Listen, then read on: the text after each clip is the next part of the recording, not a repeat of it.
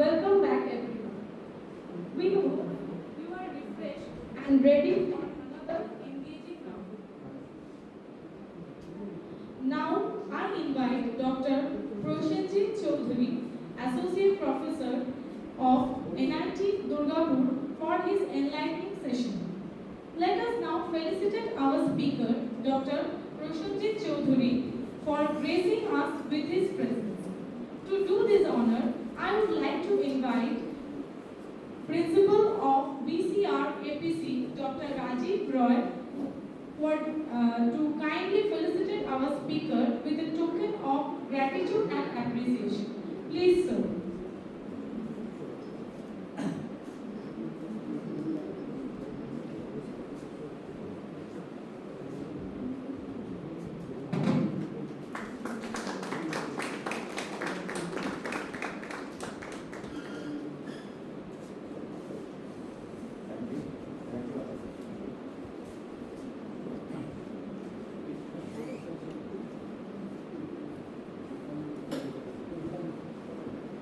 Thank you, sir.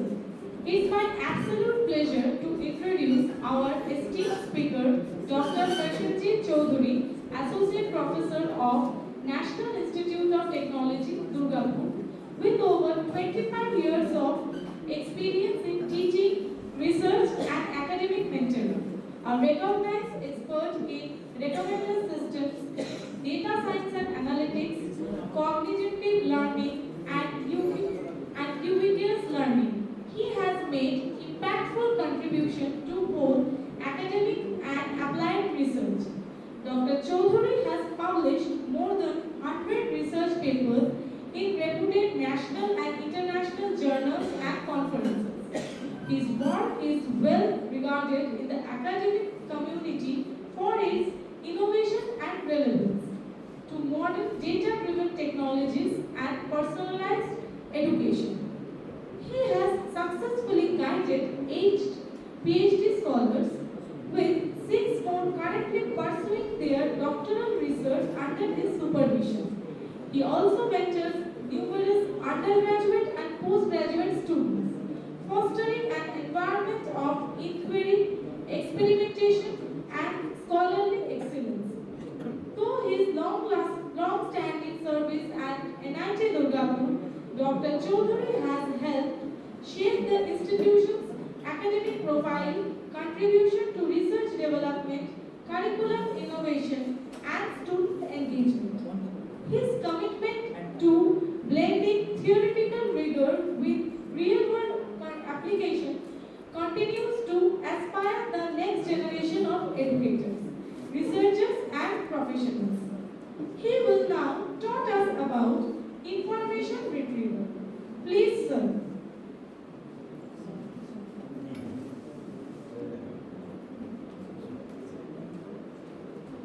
So already in the first session, introduction to data science is covered.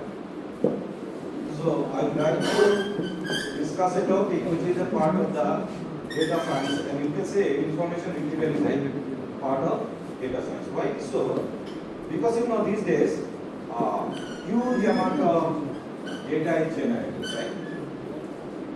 So that is data is generated from sensors. For example, my car may have, your car may have 100 sensors. So huge amount of data is generated from sensors. Huge amount of data is generated from mobile devices. Huge amount of data is generated from satellite and other sources or social media. So what we can do with those data? So everybody, those who have done some kind of analytics or analysis, that is most of us in earlier days used to do some kind of analysis like statistical analysis, right?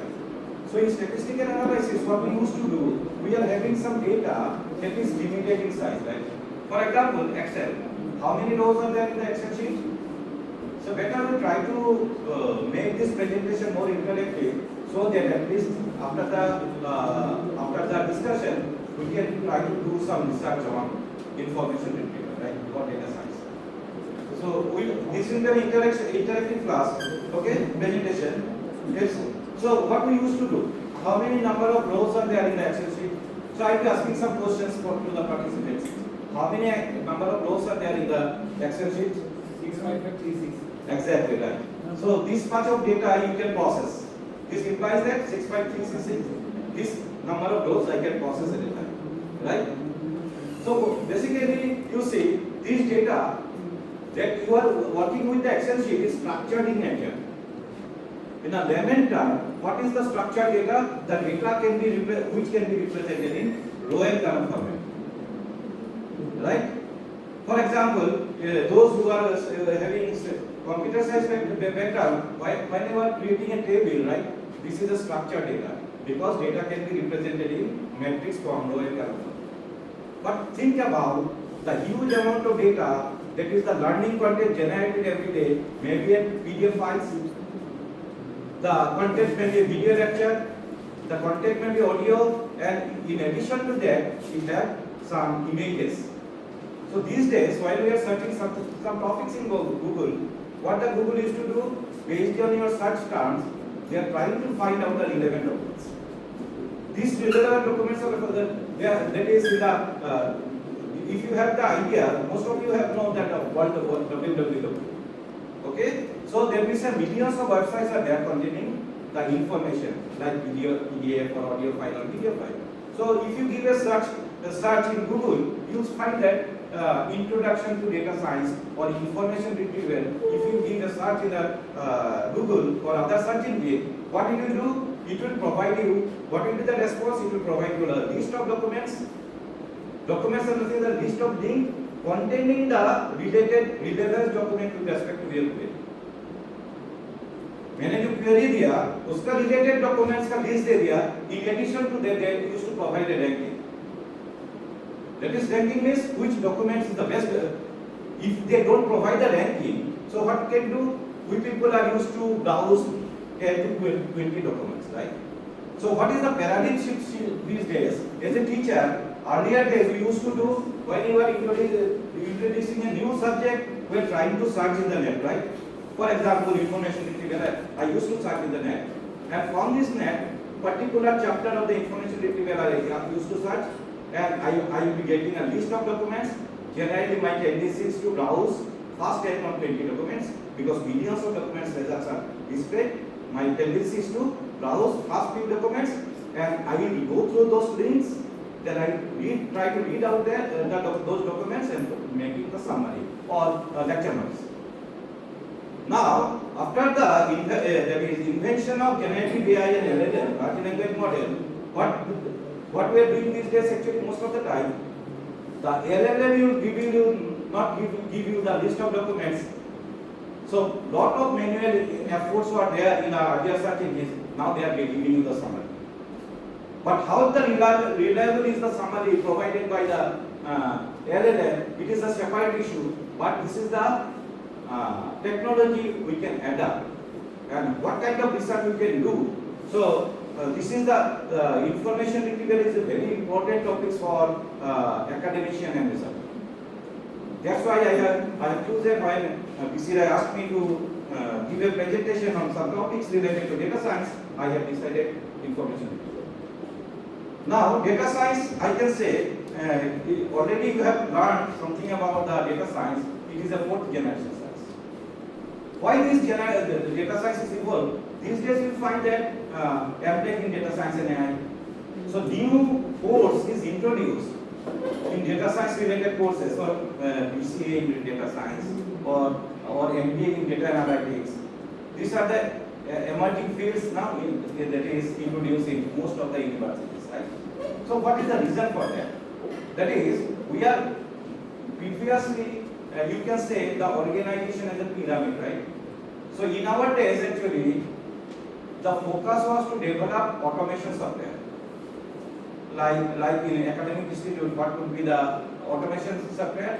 Some information about the entities related to the organization, which is structured in nature, is stored in the database, right?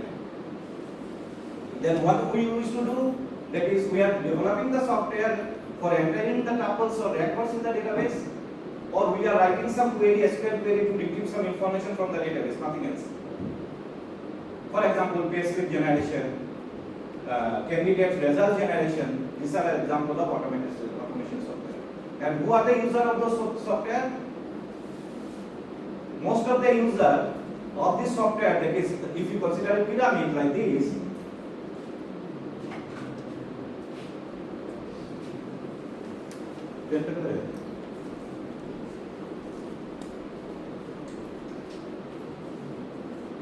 so this is kind of pyramid is there. That is automation. And top level management system is earlier days decision support system, right? For taking some decision. So who will be providing the decision to the management? Bottom level employees are the large sort of employees are there. They are providing the job data entry and report generation. What software is there? Now this level of employees, there are very few, and companies are providing more budget. They are including more budget in their in a particular financial area because of decision support system, decision making. So I will tell you many examples of decision making like product placement strategy. Product placement strategy in a big budget, where the detergent will be stored to boost up the sales of other products. Okay, so these are the strategies. These are nothing but data science deliverables, right? So data science in a layman term, I can say that is what are the characteristics of those data these days generated by mobile phone and satellites. What are the data? Some part of the data are structured in nature, that can be represented in row and column, and unstructured. Most of the data are unstructured. For example, your video lecture, audio lecture, PDF, these are the unstructured data. Okay? So information retrieval means processing unstructured data. So data analysis means I process large amount of data, I collect those data and process it. Then I generate some meaningful insights from the data. Okay, so these are the objectives. Now, the traditional statistical analysis is not sufficient. Why? Because if you go through the characteristics, that is the characteristics of the data these days, there is some characteristics that is called 4V, mainly 4V. One is volume of data, huge volume of data that is generated. So traditional storage technology is not sufficient. For example, 1 petabyte of data is equal to almost 10 to the power 6 GB of data, right? So maximum capacity of your pen, that is laptop, 1 GB, maximum 1 terabytes. So if you go beyond this 1 terabyte, so there is an idea like that if the size of the data is more than the capacity of my laptop, it can be considered as a big data. Is it true? আমার কাছে 500 GB data আছে আমার ল্যাপটপে 2 GB জায়গা আছে, তাহলে কি big data বলবো? Though volume is one of the characteristics, তাহলে কি বিগ ডেটা বলবো? No. Other characteristic, volume is obviously one of the characteristics. One is velocity. Data is generated every seconds, so real-time processing is needed. Volume is not the concern. What are the challenges? I have to process streaming data. Every second data is generated in social media, sensors, satellite. Every second data is generated. So the traditional technology, statistical analysis of data is focused on analysis of data that is frozen over time. So if you use traditional statistical analysis, it is possible. If you use traditional statistical analysis to process streaming data, it may lead to inaccurate conclusions. My conclusions will not be accurate if you use statistical tools and techniques to process this volume of data which is streaming in nature. Then another is variety. That is maybe structured, unstructured, semi-structured can be, right? Yes, sir. Variety of data. Then another is veracity. That is amount of uncertainty. How can you say the people posting in Facebook and the data that is posted in Facebook is correct?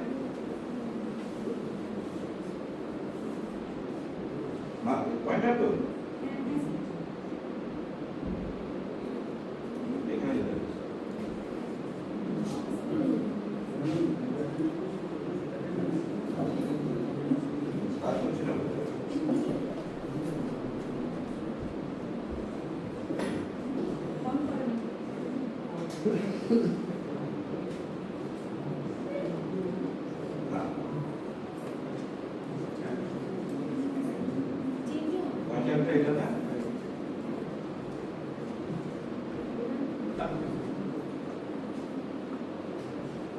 So, content of today's lecture: introduction to data science, then rise of big data, introduction to information retrieval, that is document reprocessing, indexing, and etc. Then a little bit of introduction on generative AI, and what are the challenges and what is the job market and what we can do with those data. Okay? So this is the data science. So when you are talking about the data science, what is my skill set requirement? That is, I must be competent with math, statistics, and some programming tools. In addition to that, deep learning, machine learning. So this is the prerequisites to understand the topic data science. Okay. So it is a fourth generation science. Why it is? Already I told you the amount of data generated is huge. So we must have the storage technology to store those huge amount of data, and we must have some sophisticated algorithm. The traditional algorithm that you have studied in your college life is not sufficient to analyze those large scale of data. Because the algorithm we have discussed most of the cases or database management system, though it is information retrieval, because in database management system we are retrieving information from the database, but we cannot say database management is an information retrieval, because while you are talking about the retrieving information from structured data, it is database. While you are retrieving information from the unstructured data, it is information retrieval. This is the fundamental difference in a layman terms, right? Right? Clear it is? Now, in addition to that, I must have the domain knowledge. So it is an interdisciplinary field. That is, if you know statistics, if you know machine learning, if you know that is math, okay, and programming skill if you have, that means you can start your journey in data science, right? But you must, in addition to that, you must have some domain knowledge. Without domain knowledge, it is not possible, right? So it is for actually analysis of large scale of data. Now the problem is the storage. Initially, what was the concern?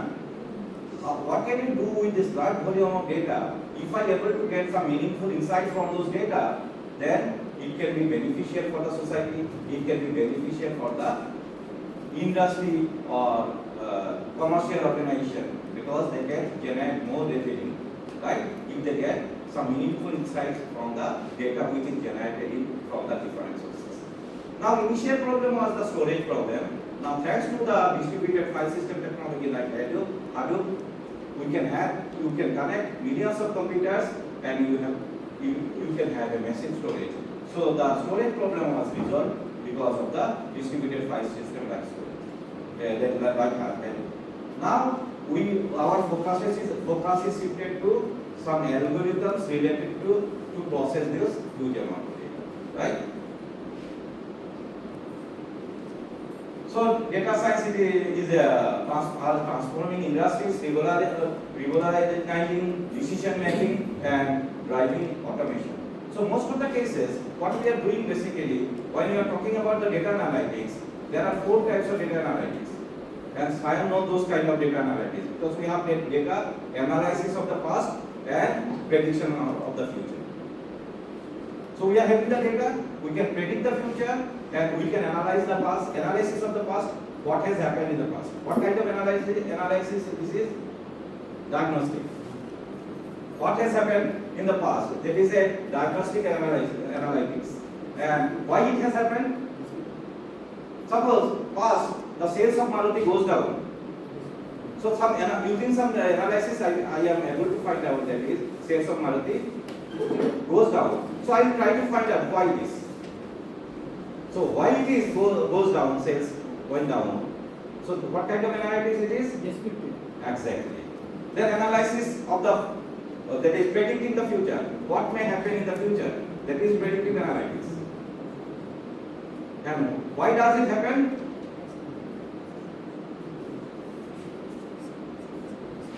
So different kind of data analytics are there.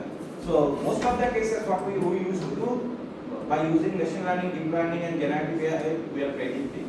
So predictive kind of predictive analytics, right? So you see, as we move into 2025, the demand for professional skill in this field is at an all-time high. Salary is high.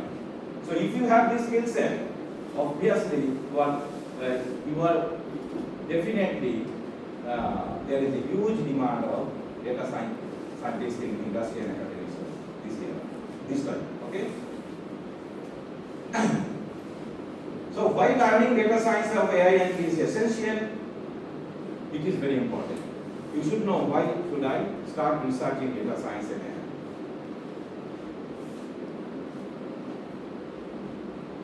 So obviously, I told you as data is the backbone of modern business.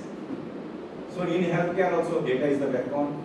In finance, e-commerce and entertainment, data is the backbone. Okay. So another example of data science deliverable, when you are searching some product in Amazon, they are recommending the list. If you search some books on machine learning, they are recommending statistics and other. Okay. So this is a recommendation system. Okay. This is also data science deliverables. So with companies leveraging big data for insights, data science plays a critical role in analyzing and processing vast amount of information efficiently. By 2025, this technology will be even more refined, creating new opportunities across various domains. So interdisciplinary. Every domain, every branch of engineering, every branch of science must study data science. Whether it may be civil, whether it may be mechanical. Okay? So you see there is an exponential growth of the data over the years. So what is the big data? This is the definition I have written here. Big data are usually understood as data generated automatically by users of mobile. So I am contributing.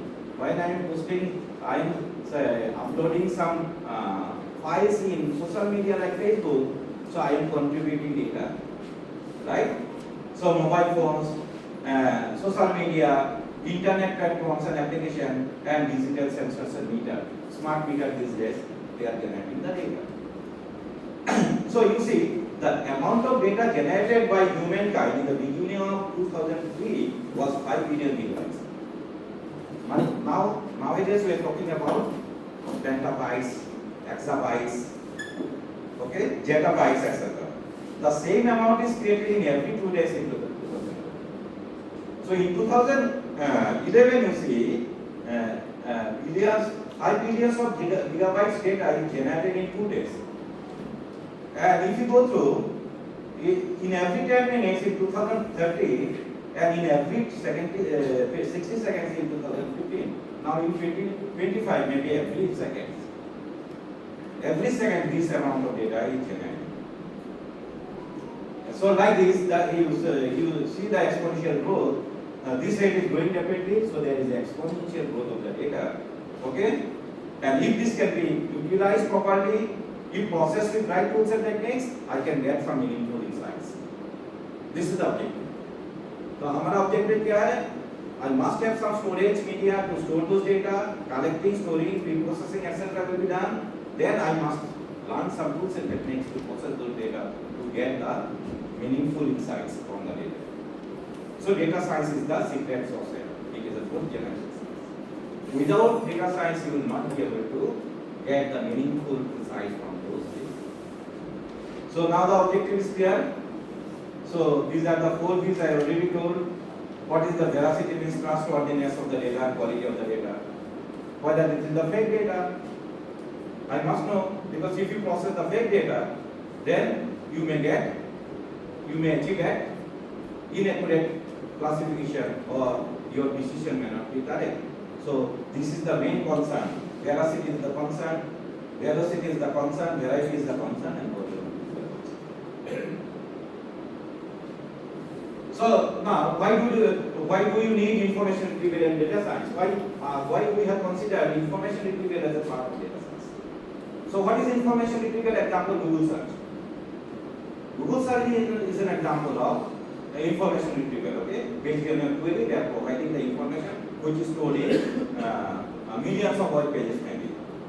So my machine learning, suppose I have written a document tutorial on machine learning, it is there in my institute site. You have written tutorials related to some statistics or other, it is there in your website. So different website containing some learning materials, right?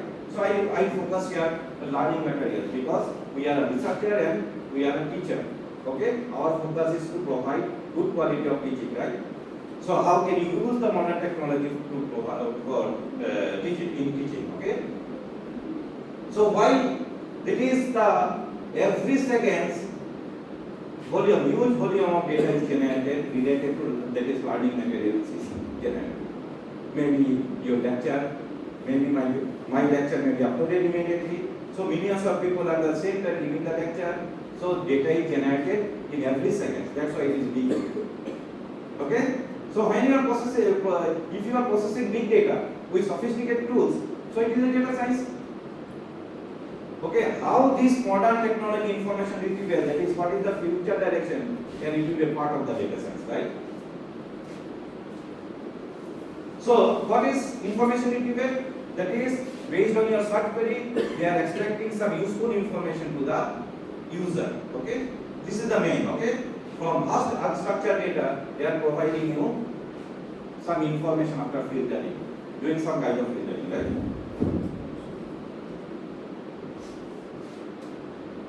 So ultimately, it is a process of finding relevant information from the huge amount of data stored in the www. This is the main concern. Maybe www initially because Google search engine we used to say. So I can say it is an information retrieval system. So you provide your query to the Google, it will provide you meaningful or relevant information with respect to your query. It will not provide you the information which is not relevant to your query. Right? Structure. If you search, those who are civil engineer, notes on structural engineering. If you search in Google, they will provide you the list of documents, okay, containing the term structural engineering. Okay. In addition to that, they provide the rank of the document. Ranking can be like that. How popular the document is. Maybe one kind of ranking. Popularity plus relevant score. That is, you need to quantify how much relevant the document is with respect to your query, because there are millions of documents. Okay? So, for example, Google search retrieve web pages based on the keyword entered by the user. Netflix recommendation, it is providing information, suggest movies based on user preferences. This recommendation system is also information retrieval, that is based on your preferences they are providing. For example, YouTube, based on your when you are listening on audio, that is it is providing playlist, right? That is this playlist is different from different user. It's a personalized kind of recommendation. Why are you talking the term personalized? Because you see, in India particularly, student-teacher ratios should be 1:30 ideal situation. If the student-teacher ratio is 1:30, you can interact with every student personally, right? Because every student have different cognitive level, right? Different learning style. Okay? Some students love to learn from audio. Some students love to learn from video and some students love to learn from PDF files. So we are not caring about the learning style of the student because in my college I used to address 90 students. I cannot approach each and every student in a 50-minute lecture individually. So is there any scope if I learn the data science, I can provide a virtual tutor like chatbot will be there in the evening. Student will interact with the chatbot and they will interact and chatbot will evaluate the performance of the system, try to learn the preferences of the learner, and based on that they will try to recommend different lecture notes for different students. It is a kind of personalized learning. ठीक है ना? घूम पाচ্ছে না তো? না আমারও ঘুম পায়। এটা নয় যে আমিও কি বলে খুব perfect. So why our information retrieval system is important? This is also why I am giving this lecture in data science. In the digital age, managing and accessing relevant information is more critical. Google also fails to give you more relevant. Sometimes I faced in many problems actually when I am trying to understand the new topics in a particular area. When I am giving such Google, suppose last 2 days we sat together, myself and my student, try to find some useful material from the Google. So going on searching 6 to 8 hours. We don't have that much of time, right? Sometimes it is not providing the information which is particularly suitable to me. Actually, आपने देखा जो information provide कर रहा है Google, सबका suitable नहीं होता है. Suitable होने से तो हमारा learning is very easy. 2 घंटा पहले क्लास का पहले बैठ जाएंगे, Google बोल देगा हमको क्या सीखना है, क्या पढ़ाना है, हम जाके पढ़ा देंगे. ठीक है? वो नहीं होता है. So by 2025 the world will generate 463 exabytes of data daily. Daily exabytes means 10 to the power 9 GB.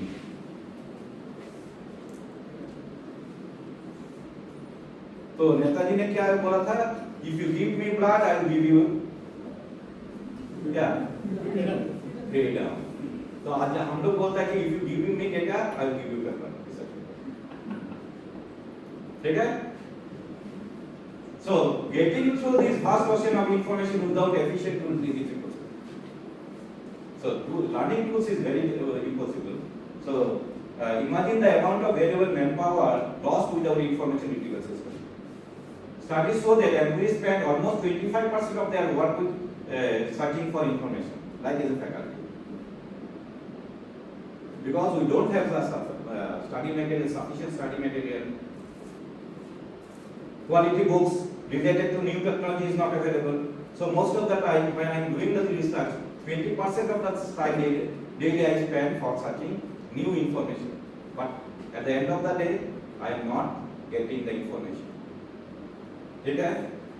तो পড়েছিস খেপা খুঁজে বেড়ায় পরশপথর? হ্যাঁ, আপনি পরশপথের কবিতাটা পড়েছিস রবীন্দ্রনাথের? ওই খুঁজে বেড়াতো পরশপথর का आइडिया क्या था? Everybody understood everybody? Yes. तो रविंद्रनाथ का एक कविता था, पॉइंट था परशपथर. तो परशपथर if you touch stone or iron, it will become gold. तो खेपा ढूंढते जाते रहा, लेकिन नहीं first time okay, it becomes heavy. वो परशपथर मिला, स्टोन मिला, ऐसे छोड़ देता था नहीं देखते, लेकिन मिल गया, वो फेंक दिया. तो हमारे भी ऐसे होता है कभी सर्च करता है, it is become happy. After that I am not finding relevant information, I become frustrated. Those who are doing the research also try to find out the relevant research paper, not able to find. It may take 2 years. Rita का पता है 6 years. It took. ठीक है? So what we can do now? This is the main important concept. Okay? So if you use the efficient IR system, it can reduce your search time.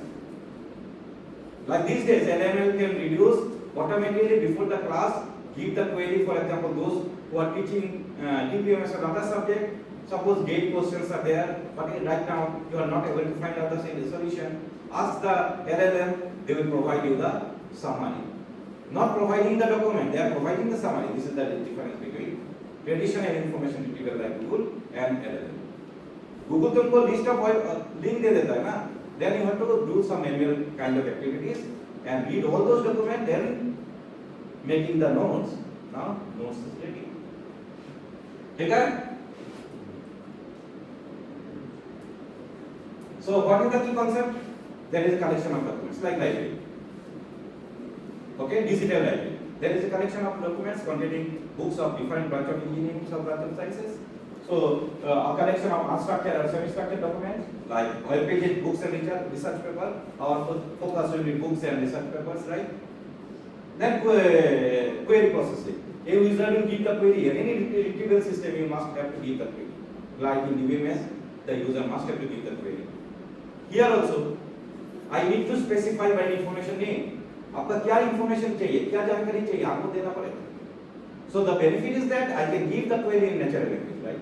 But in SQL, you have to learn the SQL to give the query, right? Without knowing the SQL, you cannot give the query. Okay? So you user submit a query like best smartphone 2025. तो हमारा बेटी क्या करता है, smartphone लेगा, उसको salary लग गया, जॉब लग गया, इस मंथ में सैलरी मिलेगा, she want to buy a smartphone. So she used to give a query like this, best smartphone 2025. So what does the Google bubble will do? It will provide the based on your information need, Google bubble will provide you information, right? So आजकल information doesn't matter, but in my engineering days, information was not sufficient. The few books were in the library. These days, you are in a information age, right? Then after doing the searching, finding the efficient related documents corresponds to your search query, they used to do the ranking. So we must know some kind of ranking, how to rank the documents. Whether this document written by Rita is the best document in data science, or whether the document uploaded by BCRAPC is best. How to compare, how to quantify. So some ranking kind of mechanism must be needed, and relevance feedback. Sometimes list of documents is provided, so a list of video is provided, so you are clicking only few and you are not clicking the others. What is the significance to the system? हम आपको 5 document दिया with respect to your information need, आपने 3 document completely you have started read the 5 documents. Out of 5 documents provided to you, you have read only the 3 documents. You have not read the 2 documents. What is the significance of this? That is, you are not interested with those 2 documents which you have not read. That is, you are providing implicit feedback to the system. So this is the relevant feedback. System will know that is out of 5, these 2 documents are not relevant. So that means you are not satisfied with all the documents provided by you. So how to that is quantify the performance of the information retrieval system then? I am giving a query. They are providing the list of documents, but all the documents may not be relevant with respect to the query. All the documents may not be relevant to with respect to your query, right? तुमने तो देखा, तुम BCA कर रहे हो, देखा सब document क्या relevant होता है, तुम जो query दिया था, नहीं होता। तो I am getting some kind of feedback from the user, right? जो relevant नहीं है, जो video is not relevant, you are not watching the main video, और 1 minute watch करके close कर देते हो, but 1 minute click करके ही close कर देते हो। So it is a negative feedback. So I am collecting implicit feedback, right? Not explicitly. Like तुम बिग बाजार में जाओ, सर फीडबैक दीजिए पेन स्कैन में, वो एक्सप्लिसिट है कि नहीं? तो हम देता है implicit feedback, मतलब हमारा एक्शन, हम my behavior, आपका एक्शन जैसे फीडबैक मिल जाएगा. No need to give me the feedback. Your body language tell me as a teacher whether you like my lecture or not. So this kind of feedback is implicit, but that is facial direction. I am reading your face, body language, then able to find out whether you are satisfied with my lecture. So this is kind of implicit. But no need to give how good the teaching is, no need to provide me, right? So based on the feedback, again the query will be refined. That is the user query जो दिया था, query actually not sufficient. That's why you are not getting the relevant documents. This is the problem. Why I am not? I have given the query, but I am not getting the relevant document. वो कल ही example था. Query दिया नहीं आया. So I'm going to refine the query. I am manually refining the query. After series of refinement, I am able to get my relevant. This is we people, human people, wish to do. ঠিক আছে না? এভাবে তো আমরা করছি। So basically, this is the system. If you say that the framework can be like that, so documents are there. While it is there, digitally it is stored. Okay, user is reading the query. Then when document will be representation, because document is a text or image or audio. Your computer is a machine, now having arithmetic and logical unit. So a computer cannot understand the natural language. The language provided in the document. Computer cannot understand the query. So query representation and document representation is important.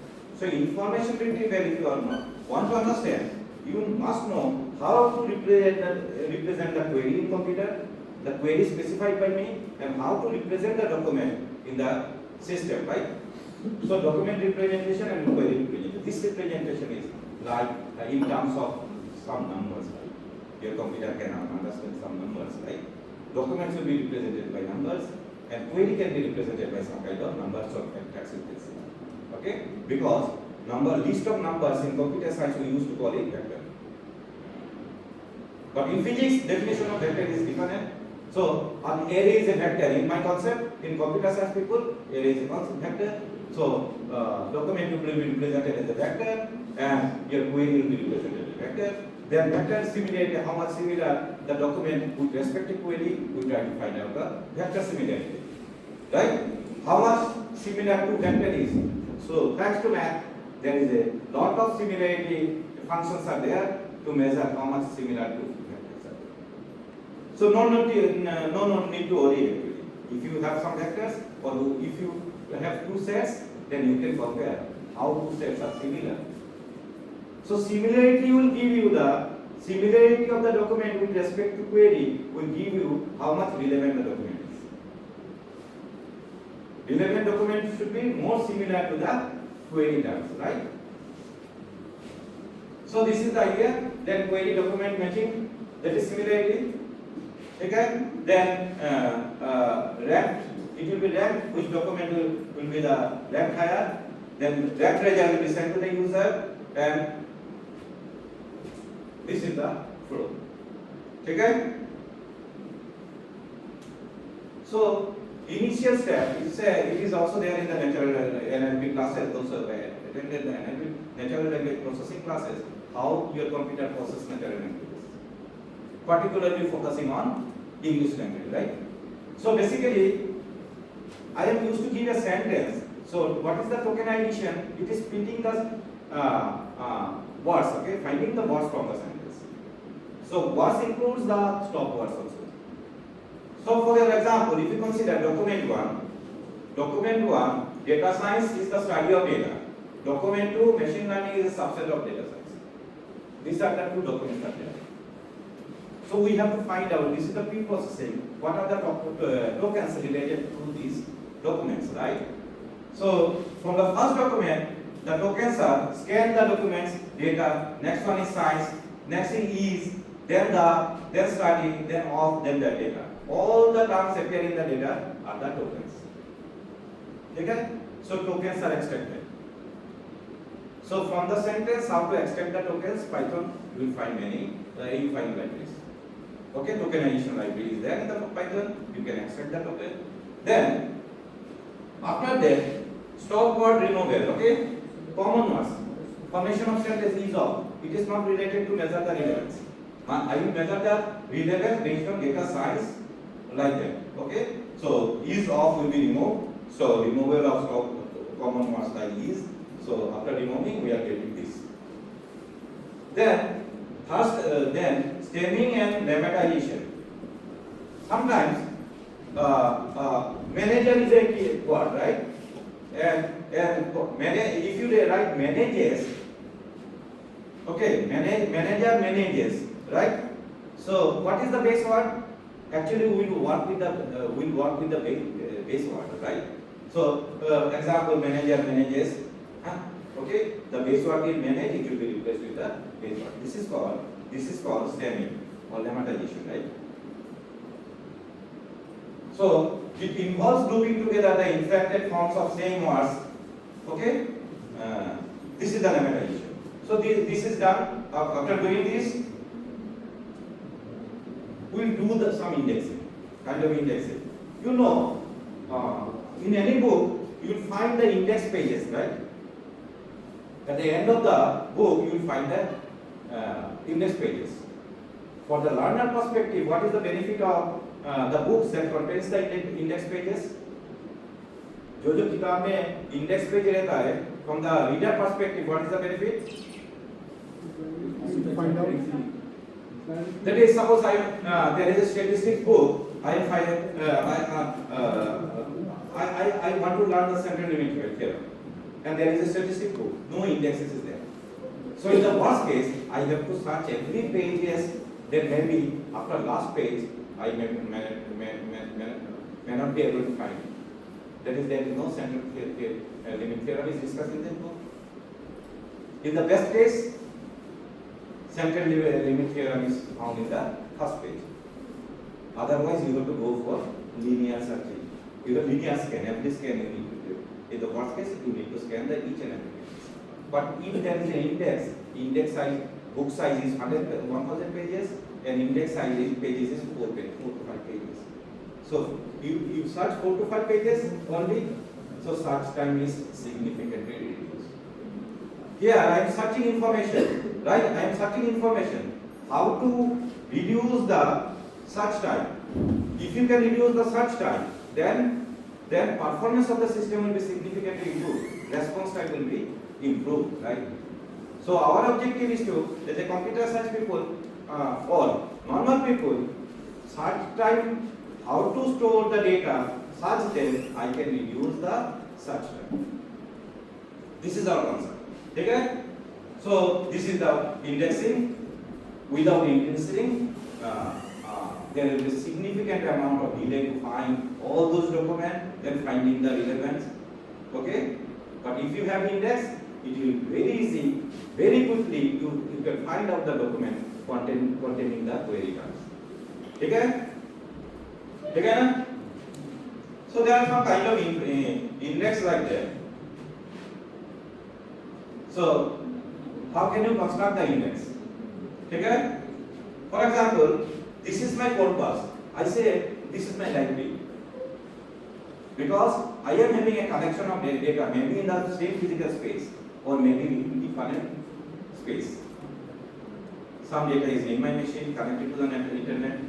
Okay? Some may be in USA.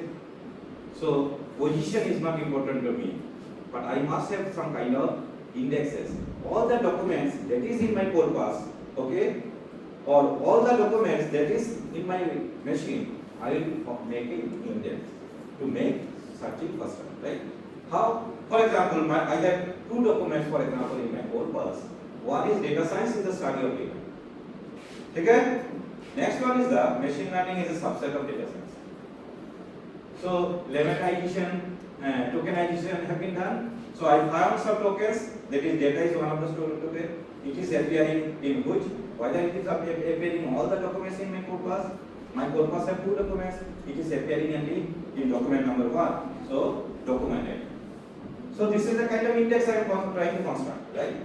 So data is containing in document 1. This is the information is there. If this information catalog is there, it will be very easy for you to find which document contains which term.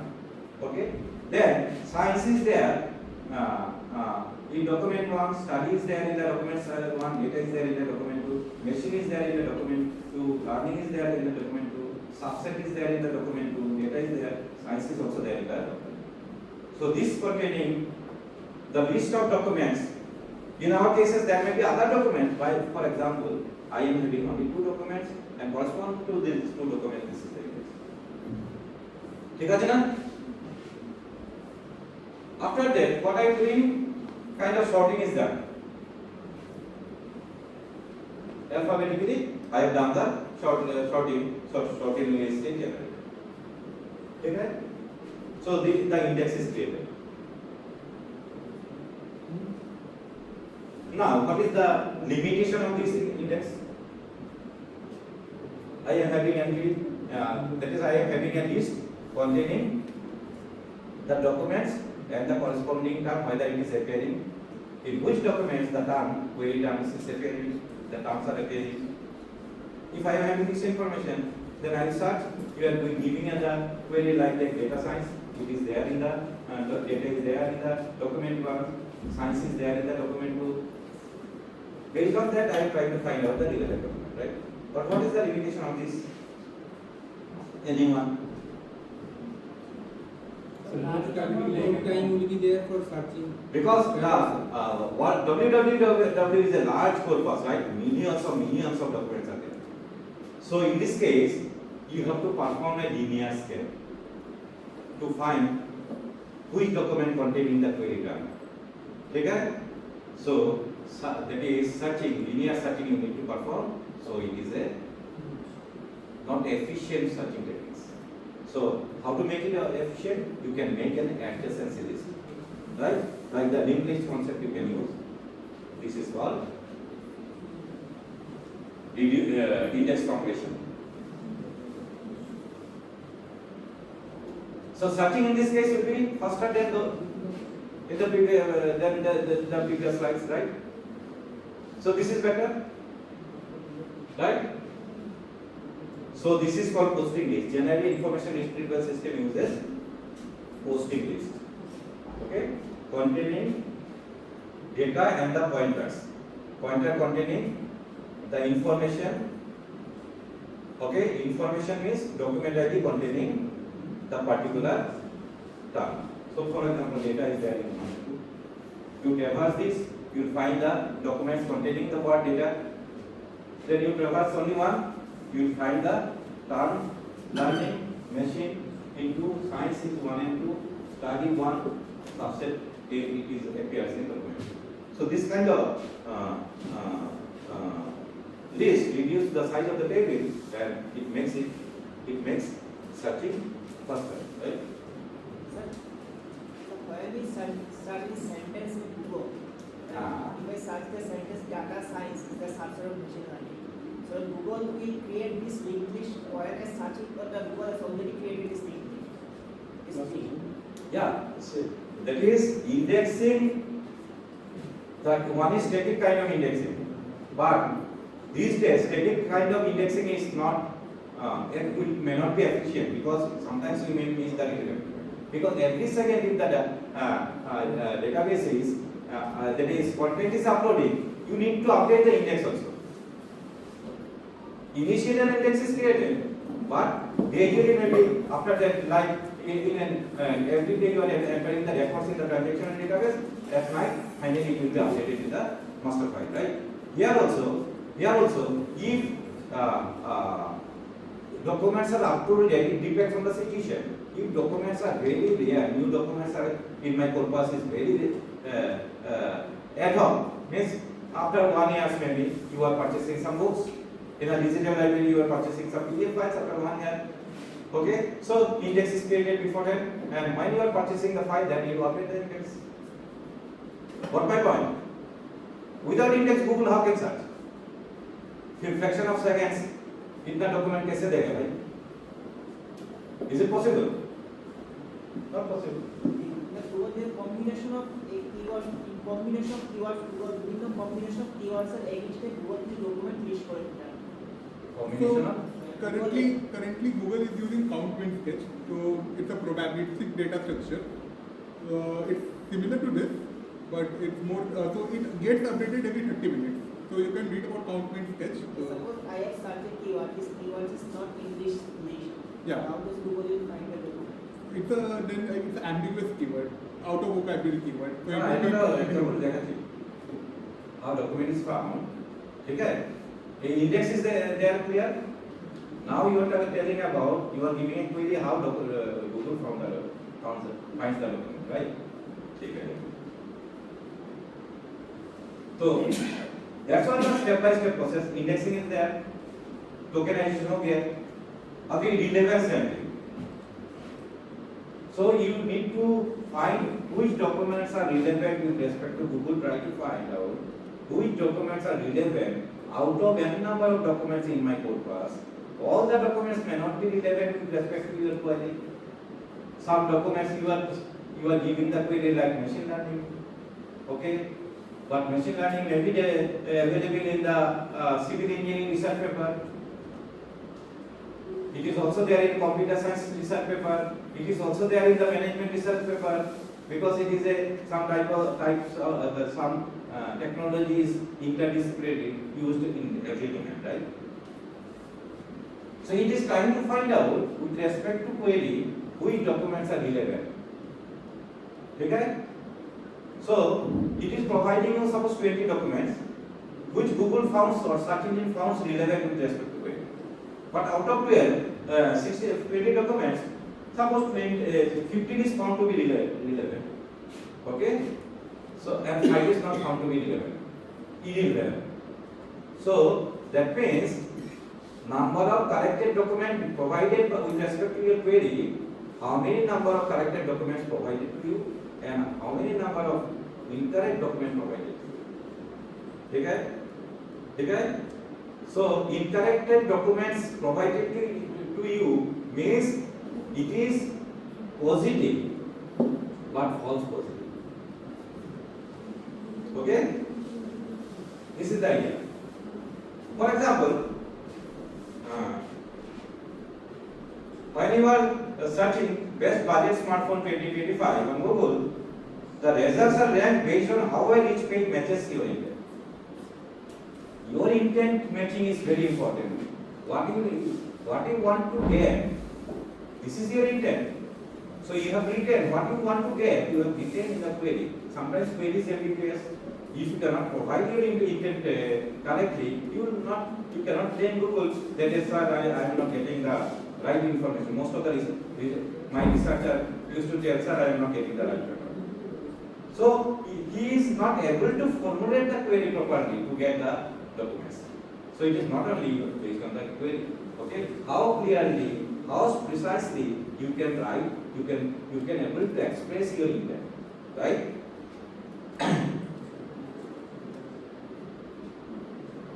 So why do you need relevance ranking? Because efficient information access, user expect the most useful information at the top. Why ranking is done? আমি কি চাইবো most useful information গুলো search রেজাল্টের টপে থাকবে, তাই তো? এটাই তো আমাদের tendency. My search result must be most useful information should be at the top of the list. This is the user expectation. Second one, without ranking, user will have to manually shift through thousands of documents. If there is a ranking, I can go for my criteria. I see only top 10 documents. I will not browse all those 1,000 and 10,000 and 50,000 documents provided. Okay? So handling large scale data, search engine index billions of web pages, ranking ensure only the most useful results are shown. That is like a screening. Ranking is another kind of screening. For one faculty position, suppose 2,000 people have applied. So what are you doing? We profile ranking we used to provide. So everywhere we are doing that kind of ranking, right? And user segmentation. If user don't find the relevant results quickly, they may leave. My search engines may not be considered as reliable. I am not getting the information quickly, so I can use other search engines. Okay. So proper ranking improves click-through rates. And in addition to the ambiguous query handling, a query that Apple could refer to the fruits of the company. This is another concern. So when you are searching Apple, what are you searching? How should I know what is related? तुमने बोला Apple. So since I am a computer people, if you tell in the class Apple, the context I must understand. Na? In the classroom, if you say Apple, that means Apple phone. You are talking about the Apple phone in the class because I need to understand my environment for from where that query is given. ঠিক আছে না? এবার in the বাজার, in the market area, if you say apple, কান में एक बोल रहा है apple. Obviously, I human being can understand the context that is he is talking about the fruits. But how computer will know your intention, your context? You are typing Java, say Python. Python is a snack. But if my student tell in my room, in my notes, sir, I have learned Python.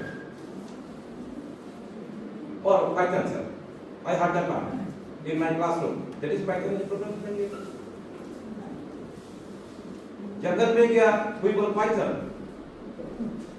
I understand the environment. I can understand the context. तो हमारे लिए वो क्या होगा? Snake.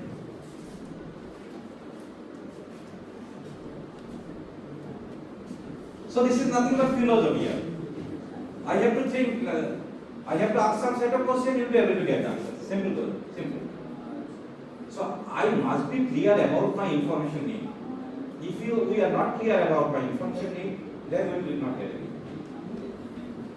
So this is the cleverness and this is the tricky paper.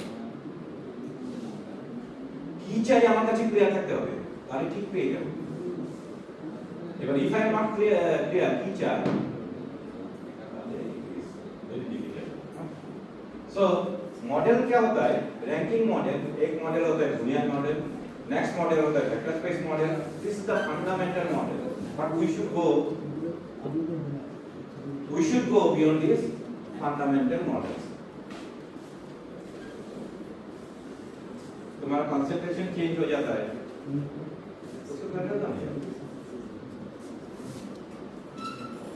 let them do their own work.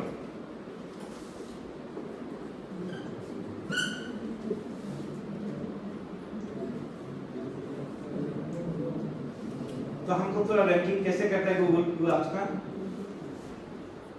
जिज्ञासा করে this তো সামনে আর তুই আরো জিজ্ঞাসা করতে So how the with respect to my query how the documents are ranked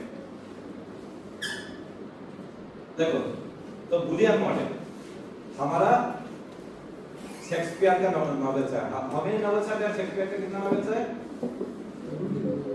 number of novels written by Shakespeare हम लोग को ये सब जानकारी चाहिए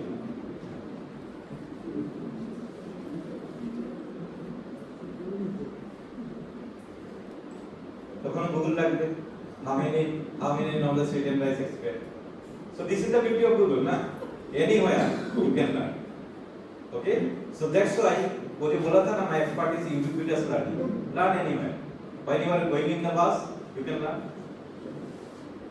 ठीक है so the query is that which plays of Shakespeare contains the word because there are many novels are there but not millions of those novels maybe 200 300 novels right Shakespeare so I have these novels in my digital library so a student or user have given the query which plays of Shakespeare contains the words Brutus and Caesar but not Campania how this document is retrieved ठीक है तो one you can go through all the documents Unix में command होता है grep command that is reading the text right you can go through all the words all the files novels one by one then check whether the document containing Brutus and Caesar but not Campania this is one technique but it is a time slow grep command Unix में है Linux में भी there is a grep command okay and other operation example find the words Romans near countrymen not visible ठीक है find the words word Romans near countrymen if you search this query is it possible if you use the grep command it is not possible so हम क्या करेंगे एक बुनियाद model है this is the first model used in information retrieval so dates back this is the very old model So we have to start from the old model, try to understand the limitations. So it's kind of research. Then we try to propose the new models. Then again, we try to criticize the existing model these days. So you see, what the information it is there? Some terms are there. Document contains terms. Which novel contains which terms? Okay?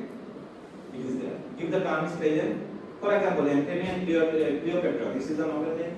Julius Caesar, another novel, The Tempest. This is another famous novel, The Hamlet. Another famous novel. All those novels are very, very popular and famous novel of Shakespeare, right? What I am doing here, the terms, these are the terms. Whether this term appearing in the particular novels or not. Antony is appearing here, but the Tempest may appear in here. This character is not there. This character is not there in the Hamlet. This character is not there in the Othello, but this is there in the Hamlet. So what means every row may containing the intersection of row and column will give you the term and the corresponding document containing the term. Okay? It is clear? Further explanation is needed. So every row containing the term, that is intersection of row and column will give you the term containing in a document. For example, intersection of the first row and the third column will give you, that is the first row is Antony, it is not there in the text. So we are having some kind of vectors, right? Every row is a vector. Okay? So now we are having a list set of vectors. Transform not Cleopatra, right? Not Cleopatra. So you have to, not Calpurnia. So not Calpurnia. Negation. So this is the transform Fourier model. Okay? Now you see, Antony, Cleopatra, क्या किया था Antony? Brutus, Caesar and अच्छा, Brutus, Caesar, not Calpurnia. So you see, 111. Which row contains? Which cell contains 111? This. Antony and Cleopatra 1, Julius Caesar 1, the Hamlet 1. Okay? Again, another one is Caesar. Which document is containing this 111? So what is the outcome here? Julius Caesar.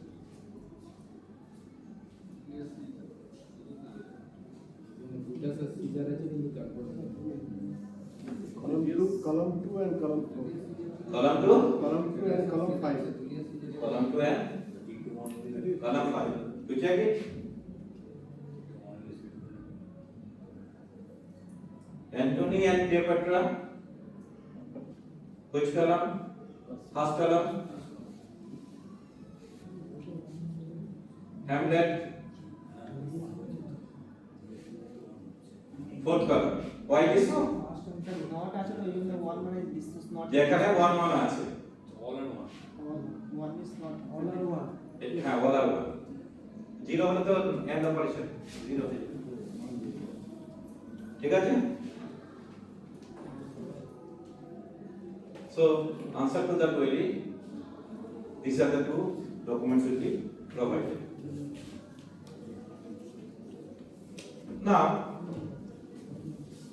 there is no ranking here. Finding only they are providing you the query which are relevant, but ranking list is not there. Ranking mechanism, that is there no score is assigned. All are 1 actually. Both are 1. Answer is 1. So there is no ranking. So a limitation Boolean model is why it is not used actually. Because there is some limitations. Very busy, na? You have to write the query. The query typing restriction is there. You have to write the query in the form of and or. ठीक है? And और दी query लिखते हो तो हम Google में and और दी query लिखते हैं I am free to write a query in my natural language. Right? So queries are Boolean expression. So limitation is here queries are Boolean expressions. Okay? So if queries are Boolean expression, it is very difficult to express complex queries like what are the most influential research paper for deep learning published after 2015 that discuss transformer models and include real world application in healthcare.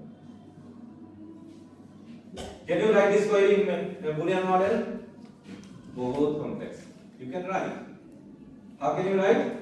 Most influential and research paper and deep learning and transformer and healthcare and publication year greater than 21.5 and this. So if the comparative operator is not available, so manually then after you have to do some manual search to find out the paper published after Google जो result देगा उसके बाद manually you have to find out the paper published after 2015. And difficult to control the number because all the matched document will be returned. No ranking mechanism. कोई document ranking नहीं हुआ basically. Relevance निकाला ठीक है whether the documents are relevant with respect to the query, but no ranking mechanism is there, so that you can filter. So difficult to rank the output. All matched documents logically satisfy the query. But if there is a ranking mechanism, all documents will not satisfy the query. Those having higher rank will consider that those documents satisfy the query. And there is difficult to perform relevance feedback. You cannot get the feedback from the user. So this is not desirable. Now, another ranking mechanism here. The first ranking mechanism is introduced as TF-IDF. That is turn frequency and inverse document frequency. Turn frequency means how many times the term is appearing in the document. Inverse document frequency, what it signifies, that is rare words will be given more weightage. जितना rare word होगा ना, that means the particular document will be considered as a higher rank. Okay? So ITF will give you the higher words to rare words. How? You see the formula is IDF. You take the logarithm n by DFT, where n is the total number of documents and DFT number of documents containing the term.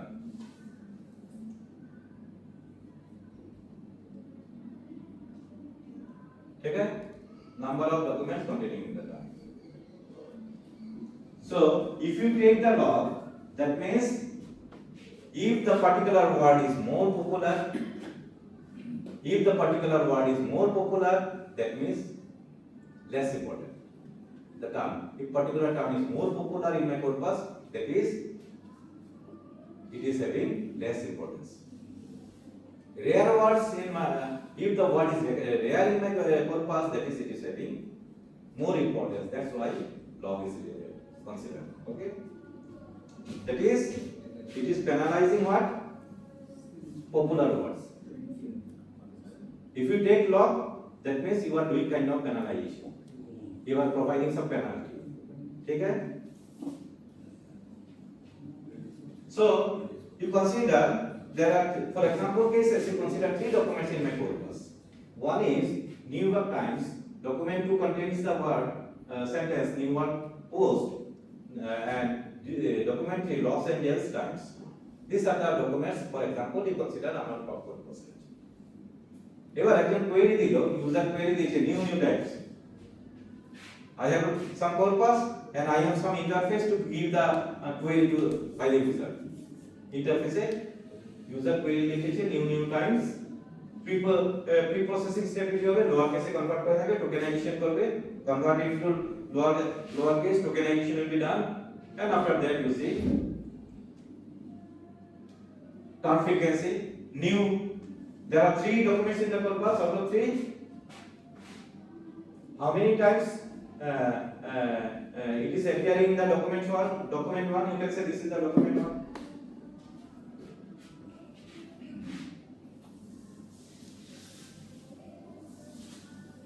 out of 3 terms in the document 1 it is appearing only once so this is the term frequency total number of documents in the that is number of times the documents is appearing in the document the term appearing in the document divided by total number of terms in the document this is the frequency that is this frequency will give you the probability of the term occurring in the documents ठीक है घूम बच्चे so term frequency is calculated then inverse document frequency is calculated for every document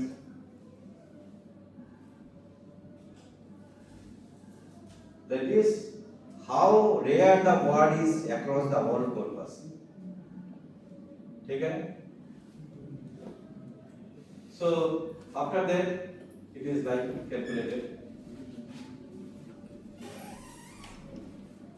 so আমার চাই কি new times right my query is new times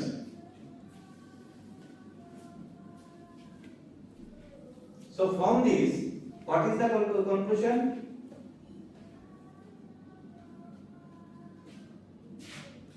new times okay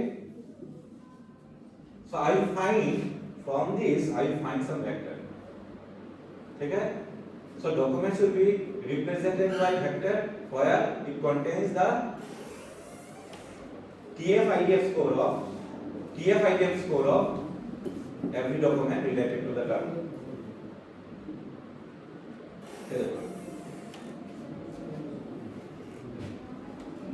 new times का query new times उसका तुम query factor निकाला then New York Times का TF-IDF vector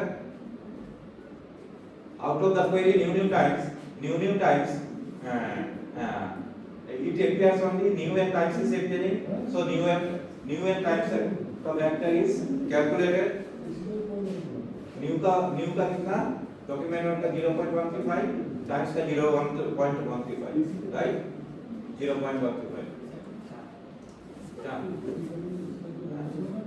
এটা বলেছি the second document new and post so only new is there okay but query is new times so out of new times only new is there okay times is not there so 0.1340 you go back new and post only new is there where TF-IDF is 0.135 and times is 0 ठीक है similarly Los Angeles times is there only new is not there so new is 0 times the TF-IDF score is 1.3 and इसका vector क्या होगा basically new times query का vector you can use like the term present means 1 okay it can be like 1 0 and find the cosine similarity between the query vector and the TF-IDF score of the document. That means this will give you how similar the query that is represented by the vector. If you don't represent the query as a vector or document as a vector, so in terms of numeric terms, your computer will not be able to process. So there is a plethora of similarity measure algorithm is there in the literature. You compare how much similar this document is with respect to query. How can you find the similarity? Manually you cannot manually also you cannot quantify, but thanks to the computer I am able to quantify how similar this query with similarity between this query and this document. Because this query having some vector represented by some numeric terms and document is represented by numerical terms, similarity between two vectors. Okay? So you can use the cosine similarity. Should I discuss cosine similarity or you could know? Huh? Hope you know how to find the similarity between two lists. You check it. How to check? That is cos theta, cosine similarity. Cos theta is nothing but dot product. Right? How can you write the dot product between two vectors? I am giving you the idea. So thank you, right? Like x and y are the vectors. Like x is a query and y is a document. X dot y is length of x, length of y into cos theta. Cos theta equal to क्या होगा x dot y and in linear algebra x dot y means x is a vector x1 x2 dot dot dot xn, y is a vector that is y1 y2 dot dot yn, and what is x dot y? x1 y1 plus x2 y2 dot dot dot xn yn, and what is length of x? Square root of x1 square x2 square plus xn square.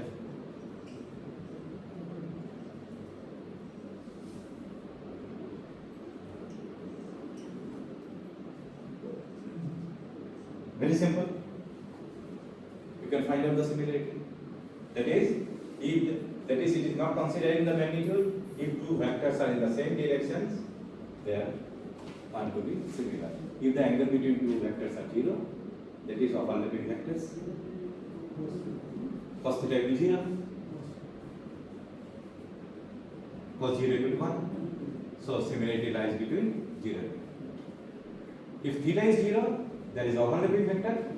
Two vectors are exactly similar. That is your query and your query and documents are exactly same, but not same exactly. See, my query is new times and first document is new at times. So this is not exactly 0.9. But highly relevant with respect to query. So you can find out this score will give you the ranking. Okay?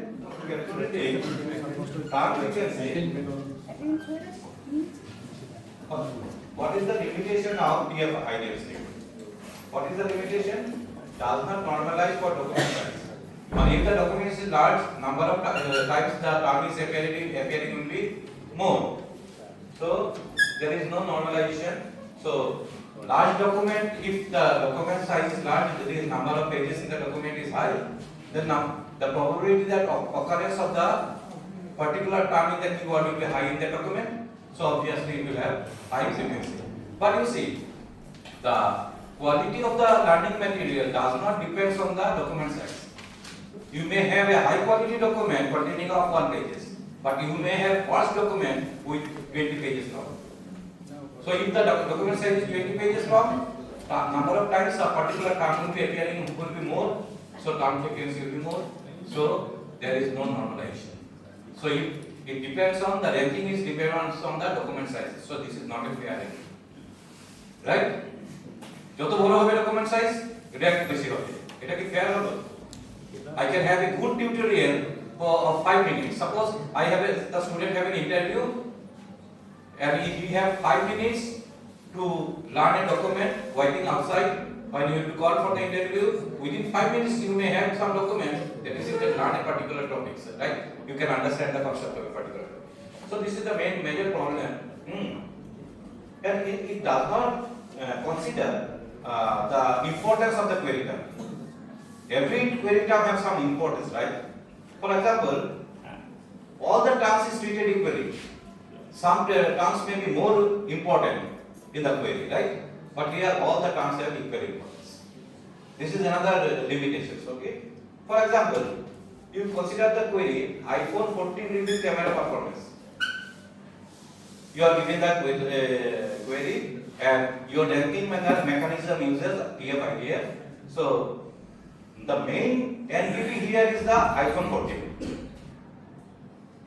Because you want to get information, your information need is, I want to get the information about the iPhone 14, right? So this is the main entity, and camera performance is likely the specific aspect of the user cares about. But my main term is iPhone 14, right? So this should have high importance with respect to the other query terms, right? For semantic meaning, two words may have the same meaning like synonyms, but they will be treated differently. Okay? For example, if you give the search like that, machine learning framework and machine learning framework and that is Python, or sorry, not scikit-learn. Both are framework, but they are not able to classify. So you may miss some important documents.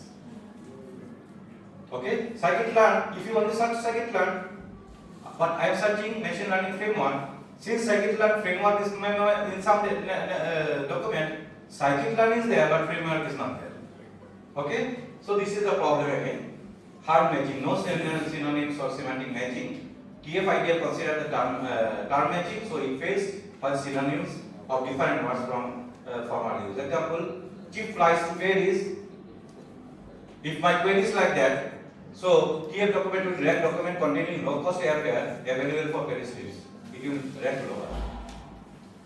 Low cost and cheap is same, but it will be treated differently. Since these document contain low cost airfare, it will be provided lower rank.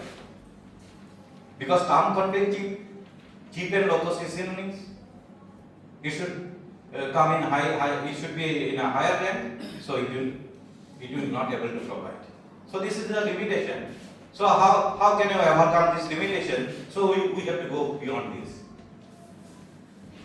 So there is a probabilistic matching. Every terms you are using, there is a network type of things you can construct. That is, what are the nodes in the network? That is all the documents and all the terms and the query network.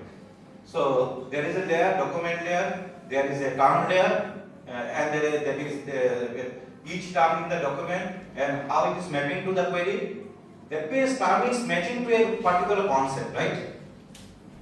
Every term is representing some concept. For example, Java and Java. Java is representing some concept. We have to mine the. If I am able to mine the concept representing the term, then I can provide you more information, right? So there is a lot of algorithms are there to map the term to the concept. Okay? One can be like manual. So we'll discuss this how it is working. So based on that, it will try to find out the that is Bayesian inference rules. Using the Bayesian interface rule, you can estimate the relevance estimation. So those who are everybody know what is the Bayesian inference rules. Using this, you are able to determine how important the term is. So this is means P Q slash T. What does it mean? Given the document, what is the probability of the query? Okay. What is the probability of the query with respect to the document D? Is the likelihood of query terms appearing in the document. What is the likelihood of the query terms appearing in the document? You can find out. And this is the prior probability of the document PD, and PQ is the overall probability of the query. So based on this, you can use this formula to calculate the relevance estimation, right? So we'll take an example. We'll ignore that is explanation of the math details. So like that, my query can be suppose Java compiler. Okay. So when you are talking about the Java, those who are familiar with Java, Java can be related to two concepts. One is Java can be related to programming, and Java can be related to virtual machine. Okay? And compiler, you can write a program that is related to concept programming, and compiler can be related to platform. Right? So you can have this type of network. Okay. So what are the nodes here? Query and the documents and the term, right?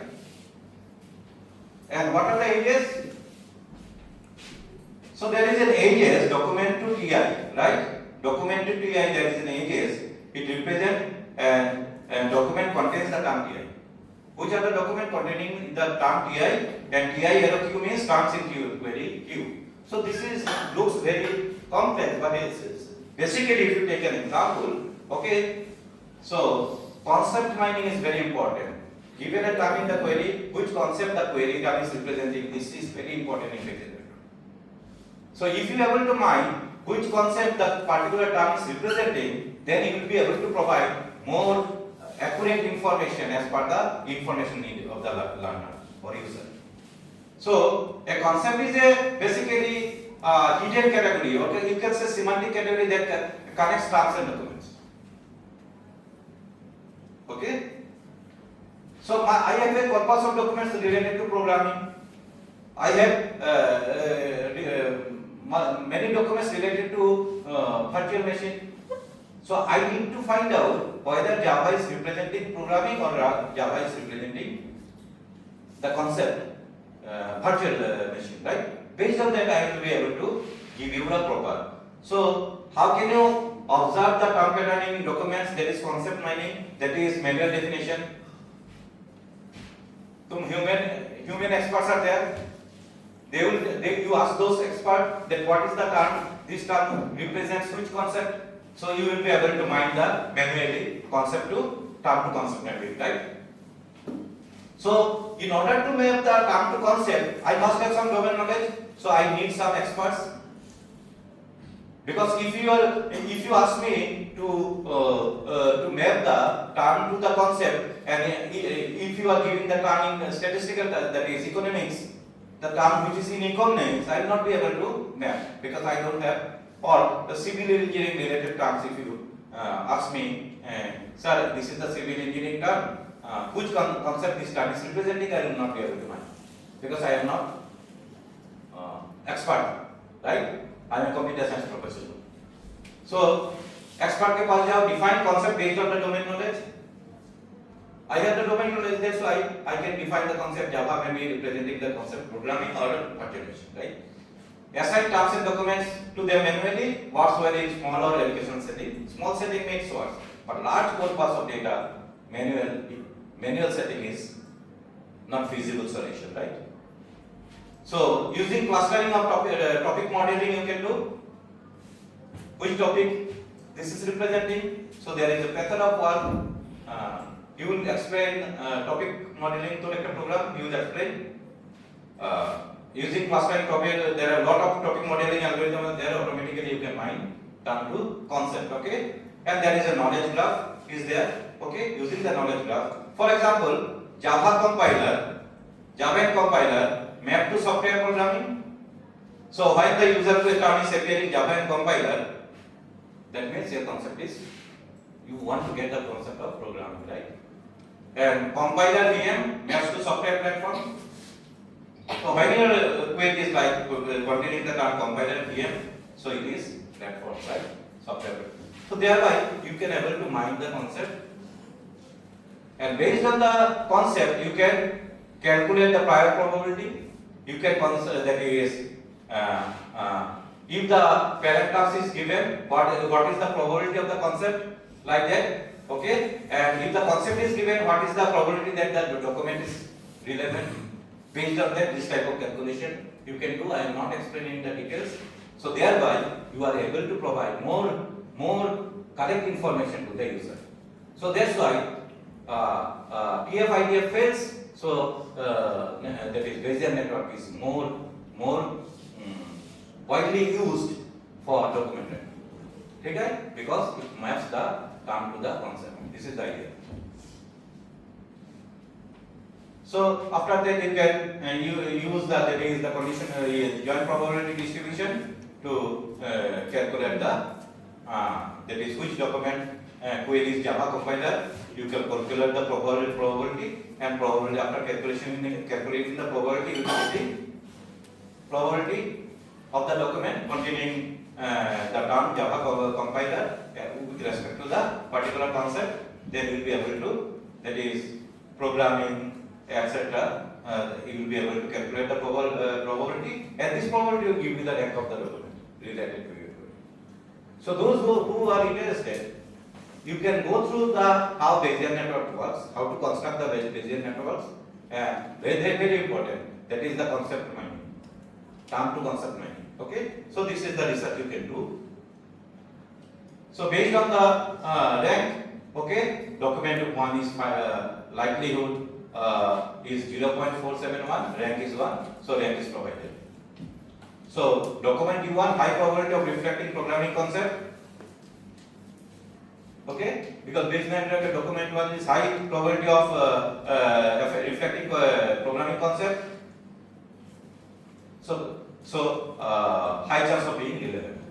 Based on that, ranking is done. So document D3, for example, you see low association with programming. That's why the probability is very low, 0.008. So lower relevance. So using this, you can find out the relevant score. So what are the benefits? Model dependency between terms. There is dependency, model dependency. Unlike traditional models like IDF or another model is BM25 model is there. Bayesian networks can explicitly represent relationship between terms, which TF-IDF cannot represent, because terms have some relationship. It can take care of that. And a relationship between term, concept, and documents. This is very important. So whenever searching some information, if you know the relationship between term, concept, and documents, then you will be able to provide more meaningful information, extract more meaningful information for the corpus, right? And it is capture the semantic concept. This is the main idea. Okay, allows incorporation of intermediate concept nodes. Concept nodes are there, but in earlier cases there is no idea of concept. Okay, and personalization supports relevance feedback and personalization. You can use the feedback, whether you can use the feedback system based on that query can be redefined. Okay, and provide more accurate information. So these are the benefits of Bayesian network. So there is another kind of model. So this is a model that is document ranking combines with graph-based importance, right? Right. You can have any ranking model like Bayesian network model. The idea is like that.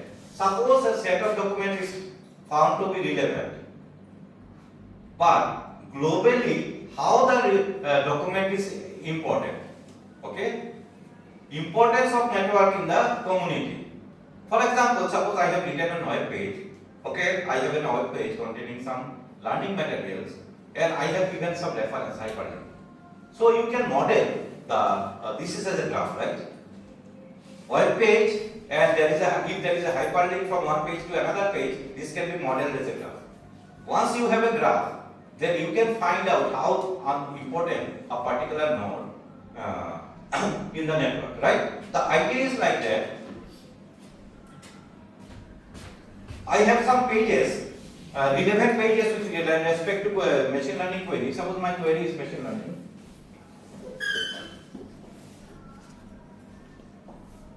This is the query.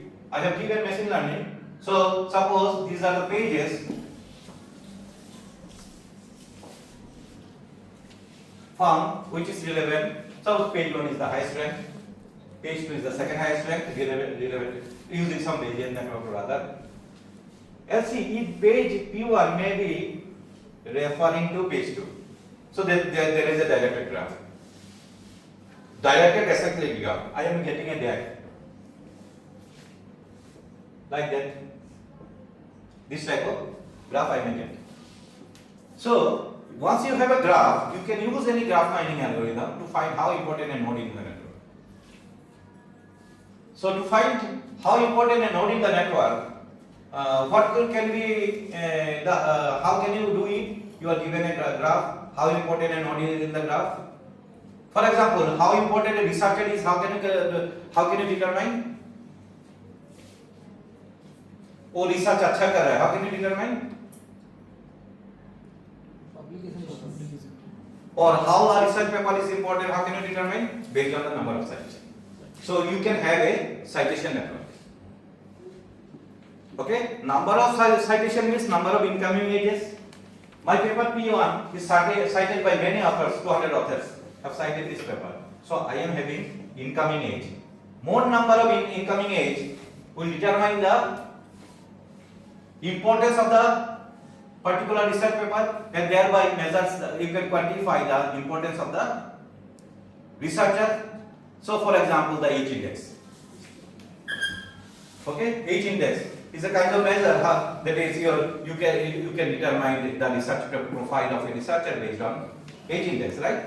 So here number of incoming ages. Number of incoming ages will give you the how important the node is. So there is a plethora of centrality measure functions available in the literature, like page rank centrality or other centrality measure. You can use the how important a node is in the network. So for example, page 1 P1 containing the documents related to machine learning, and it is having some rank. That's why it is most important pages. But how important globally? How many people refer this page? Though my ranking system gives it P1 is a highly ranked pages. Okay, but globally, global recognition is also important. So it is taken into consideration probabilistic model, that is network interface model, taken into consideration that is relevance feedback, relevance score, in addition to that global score. Okay, what is the global view? What is the people view about this website? Suppose NIT Durgapur website is referred by MIT. So I must get some more score, na? My research paper is suppose referred by a professor of MIT. What is the implication? I am having global importance. Merely citation does not reflect the global importance, because you see sometimes it may happen that is quality versus quantity. Okay, number of research paper I have published and I have high citation, but most of the citation is done by very low category researcher. So based on citation, you cannot quantify, you cannot judge the researcher properly. How that is how you are known by other well-known people. If I am known by other well-known people, that is I am more important in the network, right? So this is the key idea we have behind the probabilistic model. So you have two scores, one is the relevance score and one is global score. Okay, and global score is calculated, that means it will balance the authority, how authoritative my website is, because my website is referred by most of the IITs and NITs. My documents is referred by most of the NITs and IITs of India. So I am having some authority in machine learning or data science. You can say, though my document is more relevant, but also it is appreciated by other reputed institution. So this score should be taken into consideration, right? So this is the idea behind authority and relevance. Ensure such results are both trustworthy. So trustworthy can be considered. How can you measure how trustworthy the site is, though it is a highly cited paper? How trustworthy the paper is for your research? So you can determine it by its global importance, right? So it improves our pure keyword search, helps avoid spamming keyword stuck pages. Because sometimes my rank may be higher using KFIL. I have written a machine learning document, but all terms containing nothing, only machine learning. Like during Saraswati Puja, next day you are asked to write Saraswati Nama 100 times. It will contain no information. So I have written only machine learning millions of times. So when you use some ranking mechanism, my document will come up with a high, because my objective is to push my document higher in the rank. So this is the main practice I use. But if I do so, it will never be cited by or linked by other websites, right? So you can overcome this problem of ordinary ranking mechanism by considering the document process, right?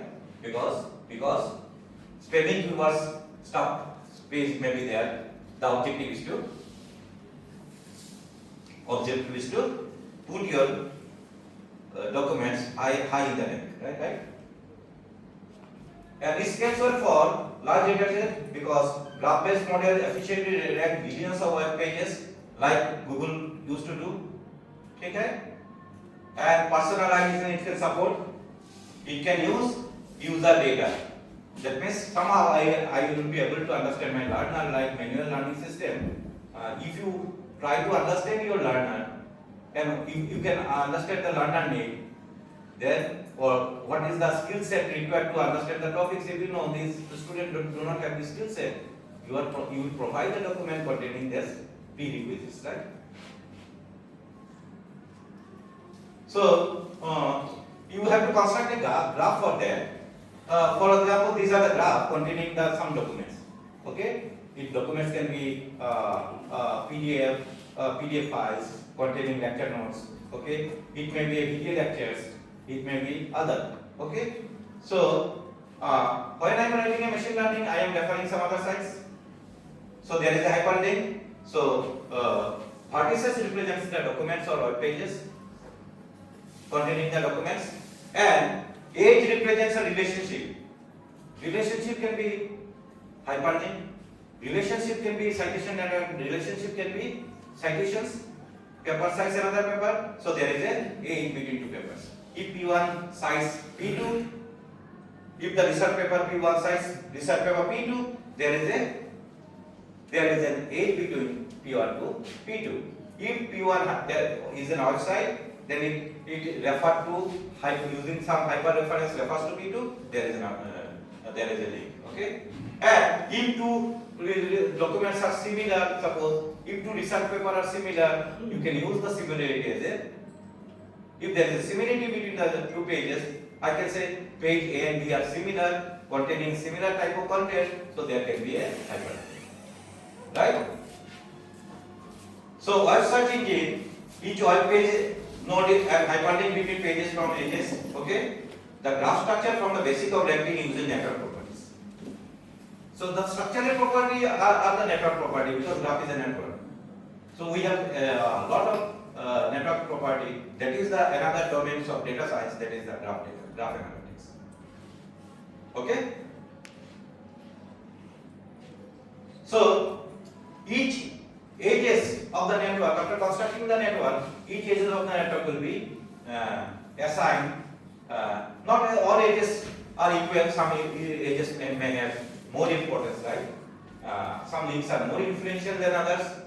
So how can you quantify? That is binary or unwide. That is not preferred actually. That is if link exists. That means there one. If the link does not exist between two nodes, then 0. This is the concept actually that we used to do while constructing the graph. So citation can be the link when if the paper is more cited, that means the link will be high. Okay, and if the similarity between two pages is high, then rank will be higher. The weight of the area will be higher. That is, how can you calculate the text similarities? Because you already know the document representation is a vector and query representation is a vector. So document representation is a vector. You can consider vector similarity to find how similar two pages are. Okay, like the tools, plagiarism tools you are using contains some similarity methods. The idea is I must use similarity methods, right? So this is the idea, that is my influence will be propagated. Suppose my H index is 20 and I have cited two other papers, so I am passing my authority to others. I am an authoritative person and I am giving recognition to you. I am highly cited author. I am citing your paper, means I am giving authority to you. For example, the real life example can be like that. If Einstein cited another researcher paper, okay, he is a genius. He has cited your paper. That means Einstein given you authority, right? If Einstein cited me, that is automatically I am getting more authority from him, because a reputed Nobel laureate cited my paper. Okay? So I am getting, that means I am getting your share. Suppose in the network my score is 5, okay? My score is, the node score is 5, and I am citing 3 people, so my score will be divided by 3, that is everyone will be getting my share. So propagating influence means I am giving my share to you. I am citing you means I am giving my share to you. Right? This is the philosophically, this is the idea. I am giving more recognition to you. So when you are getting more recognition from highly cited authors, okay, that means you are getting more points in addition to citation. So this is the key idea. We will discuss the PageRank algorithm that is used by Google. Okay?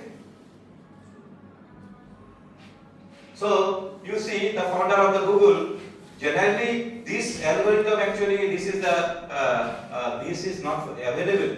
The details of the algorithm is not available. So we will try to understand the philosophy behind the Google search engine algorithm, right? How they are providing the list, how they are calculating how important a node is in the network, or how important a website in the network. Based on that, they are providing the link.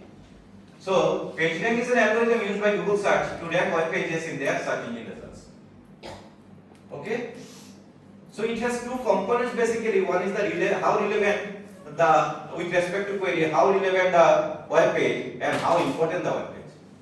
Okay? PageRank was named after Larry Page.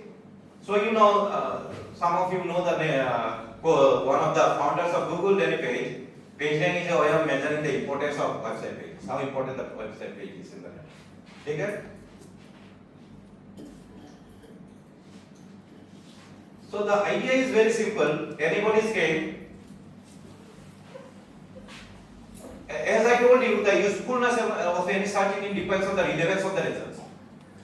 If they are providing you relevant results, okay, that means this is the more useful of site. There may be, of course, millions of web pages that include a particular web page. Like that I told you earlier, there can be millions of web pages containing my topics that I want to learn, that is data science. Okay? However, some of them will be very popular. For example, there are maybe thousands of books in DBMS, but what book is popular? So when you are going to purchase a book in DBMS, obviously my choice will be Koch book, because it is more popular, right? So automatically, how can you measure the popularity, right? Because you do not have the patience or patience to scan through all the pages, right? So better to give the popular pages containing my information, satisfy my information needs. So the idea of PageRank up was that the importance of any web page can be judged by looking at the pages that links to it. How important a web page is in the network? This is my question now. So my objective is to find out if the web page can be modeled as a graph, how important a web page is. Okay? So how can you do this?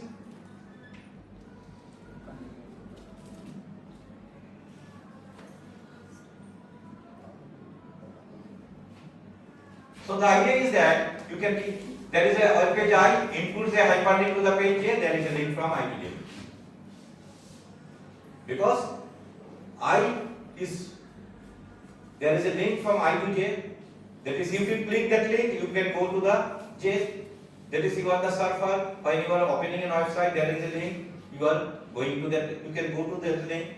Suppose there is a link in the web page, I have written a document in data science, and some idea of linear algebra is needed. I have mentioned the term linear algebra, details is there in another side. So I have given a hyperlink. So I to J. So if there are a lot of pages linked to G, this means that the common belief is that page J is important. That is, most of the website link, from most of the website there is a link to J. What is the implication? Without any engineering background, you can say, sir, there is a link from many pages to J. That means J is important. Because people are referring J means J is important. How important I am in the data science community? Because most of the people, if you say, most of the people is calling BCRAPC for delivering lecture, thereby you can measure how important I am in that particular field, right? This is the idea. For other word, J has only one backlink that comes from an authoritative site. Okay, for example, google.com link my website, or cnn.com, or cornell.edu, or mit.edu link my website. That's the hyperlink. Okay, we say that K transfers this authority to J. MIT, there is referring my sites, okay, in their website. For MIT is referring MIT Durgapur websites, okay, that means MIT is transferring authority to MIT Durgapur, right? Or in MIT Durgapur, suppose I am referring your web page in my website. That means I am transferring my authority. MIT Durgapur is transferring my authority to BCRAPC Engineering College. So this is that means what is the implication? If reputed institute transferring their authority means you are a well-known institute, right? This is the key idea, okay? So whether we talk about popularity or authority, we can indirectly assign a name. That is, you can say it is a popularity or authority. How popular or how authoritative our web page is.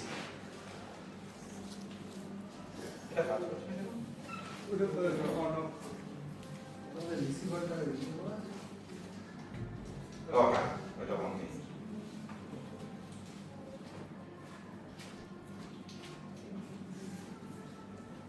Press করলে তো না উচিত।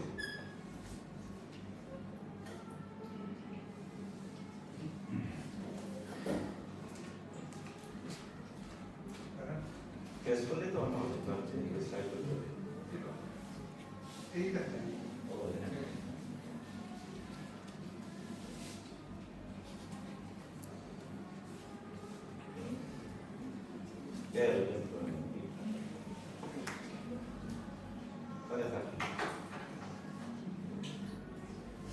ব্যাপারটা দেখতে এরকম হবে। Page 1 থেকে page 2 তে একটা লিংক আছে, পেজ 2 থেকে পেজ 3 লিংক আছে, পেজ 3 থেকে পেজ 4 একটা লিংক আছে। So you can construct a graph, right? Google তাই করে। So the picture can be translated into a direct graph with 4 nodes, right? One for each website, I refer J, we add a directed it. But in order to complete the web page, any navigational link such as back, next button, it will not be considered. Okay? This kind of graph can be drawn based on the hyperlink. ঘুমাস না বাবা, আমাদের বয়স এসে আমাদের কোনো ঘুমাচ্ছি না, তোরা ইয়াং ছেলে ঘুমিয়ে পড়ছিস। হ্যাঁ, আমাদের ছোটবেলা ঠাকুমা বলতো যে শুয়ে থাকে তার ভাগ্য শুয়ে থাকে, তাই না? দিনের বেলা শোয়াটা ঠিক নয়। So I am getting, so you see from node 1 how many outgoing edges are there? Node 1 to node 2 there is a hyperlink. What does it mean? Node 1 given its authority to node 2. That means when you are getting the authority means there is a incoming links are there. More incoming links means you are more popular, right? Similarly, node 1 to node 4, node 1 to node 2. So node 1 given authority to node 2, node 3 and 4. So node 1 give authority to 3 web pages, right? So all the 3 web pages will be getting 1/3 of the share of node 1. So this is the key idea of page rank algorithm. How Google do this? So you see, we are getting visualized.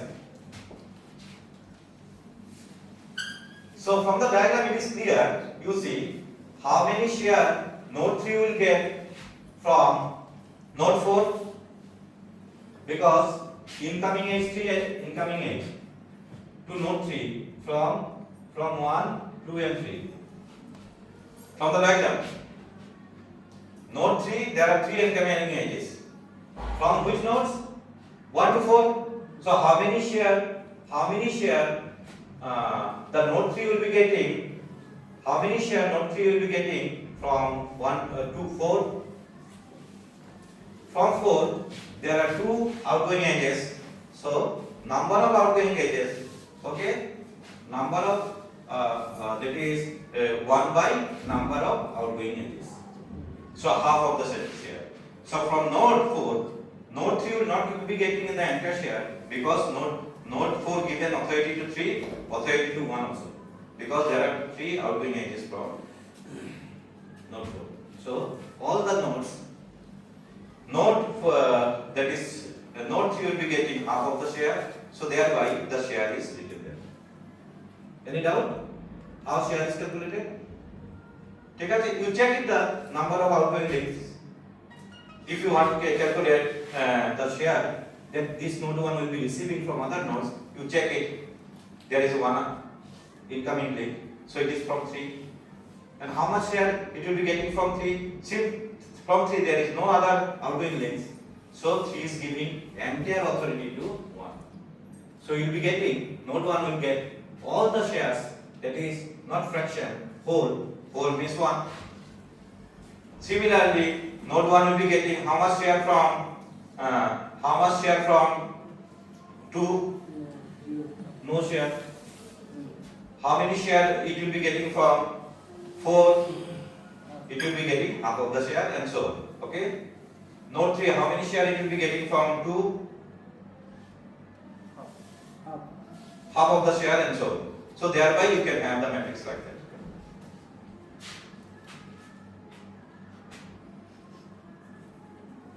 So those are the 1, 2, 3, 4, all the nodes columns are so 1 to 1, that is there is no loop, self loop, no share. 1 to 2, there is 1, 2, 3, 4, 4 nodes are there. 1, 2, 3, 4, right? So 1 to 2, is there any share? Will node 1 will be getting any share from 2? No, there is no here.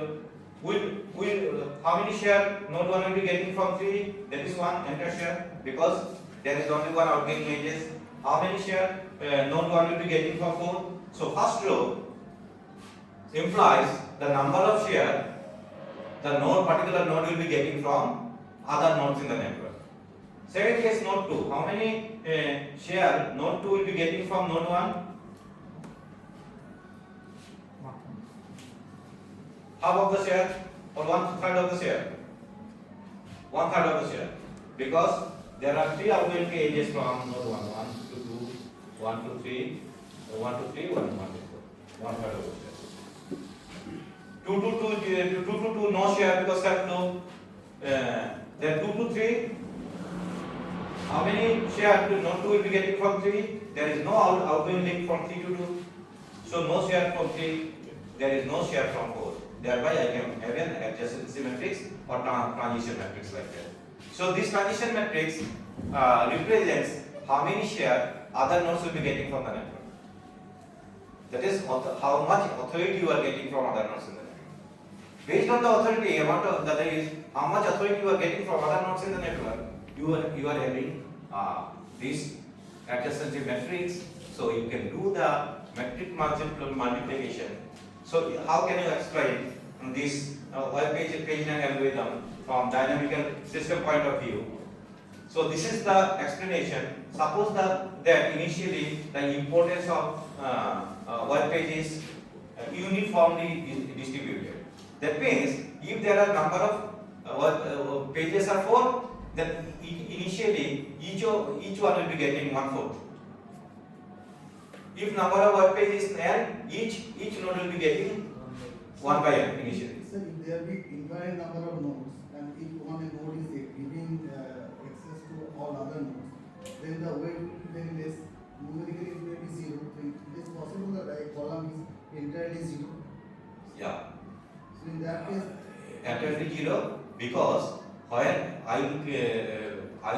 I'll tell you a special case, that is dangling node. There is another version of page algorithm.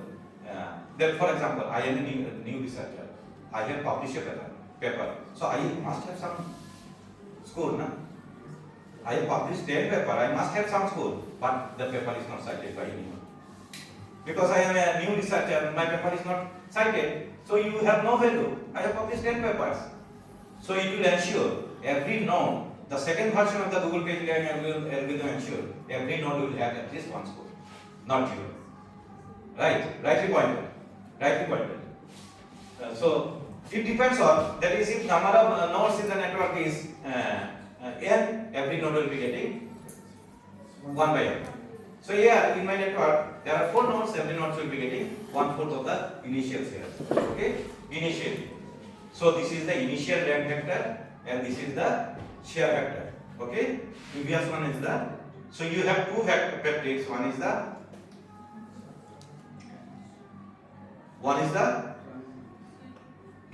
transition matrix.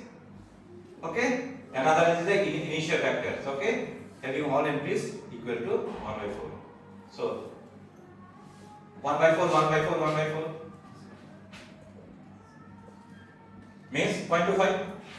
Initially V, that is the initial vector, is in our example web page is 4 nodes, 1 by 4, that is 0.25. And A already calculated, multiply this. This is the, that means at step 1 you are equal to A into B. Because your score will be updated depending on the share you are getting. So you can do it by metric multiplication. So mathematically, computer how can do it? How share will be updated? That means my initial rank is there, then gradually my rank will be updated based on the number of share I am getting from other nodes. So number of share I may be getting from other nodes is there in the transition matrix. So transition matrix means transformation matrix. So I multiply the initial vector with the transition matrix. Okay, that is column vector. I am multiplying. I am getting updation vector. Metric multiplication, everybody knows, no need to discuss. Then go on multiplying. After nth iteration, you will be having the rank which is almost stable, no changes, further changes.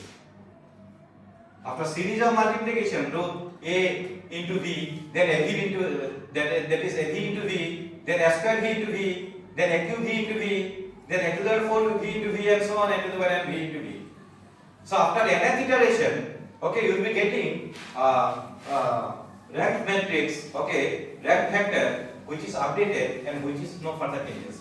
So if you go in the next iteration, if there is no minimum changes in the between two iterations, that means your rank becoming stable. So this is, if this is the stable rank, you are getting this rank like that. So which is the most important nodes in the network?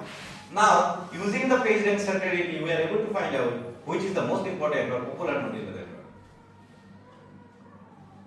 Right? Clear? Any doubt? Any question?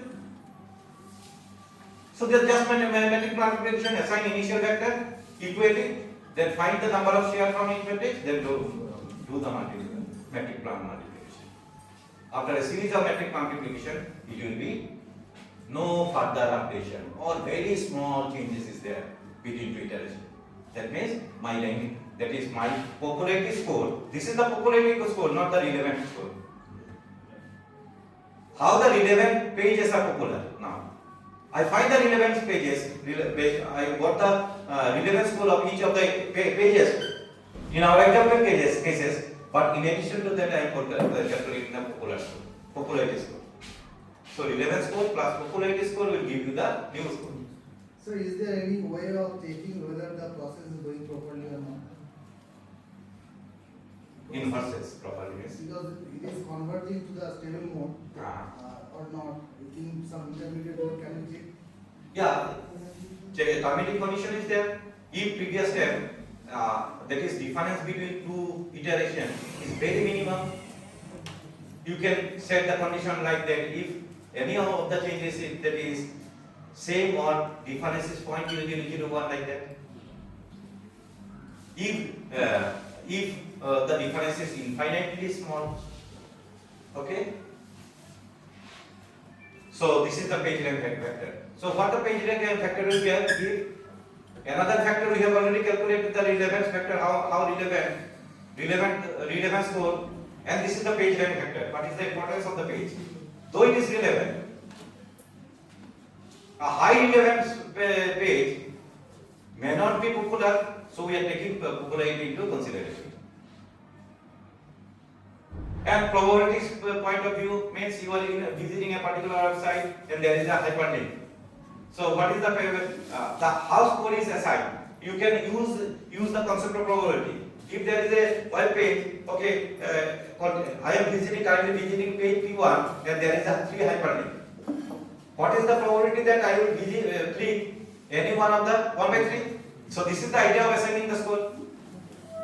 So any method, dynamical, those who know the linear algebra, you can calculate the page rank in the previous interpret. But from the probabilistic point of view, I am a random server. I have visited a web page X, and from web page there are 3 hyperlinks given. What is the probability that I will click a particular hyperlink? That is equally likely 1 by 3. This is the idea. Okay. So this is the probabilistic point of view. So, like probability, initial probability distribution is 1 by 4 initially. Because when initially I will start visiting, that is 4 web page, equally likely 1 by 4. Then from particular page, like that. So thereby you can calculate the probability. This is like that. Okay.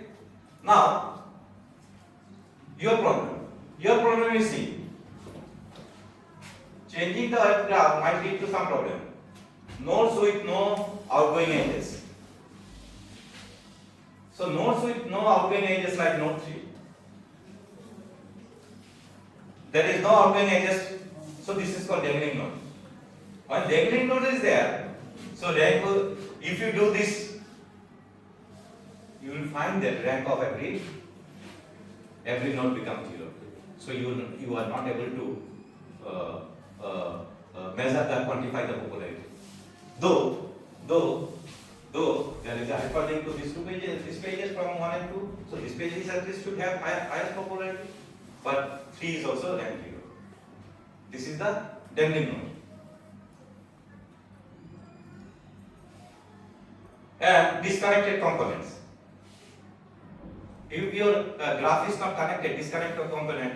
Okay, from this you cannot visit further.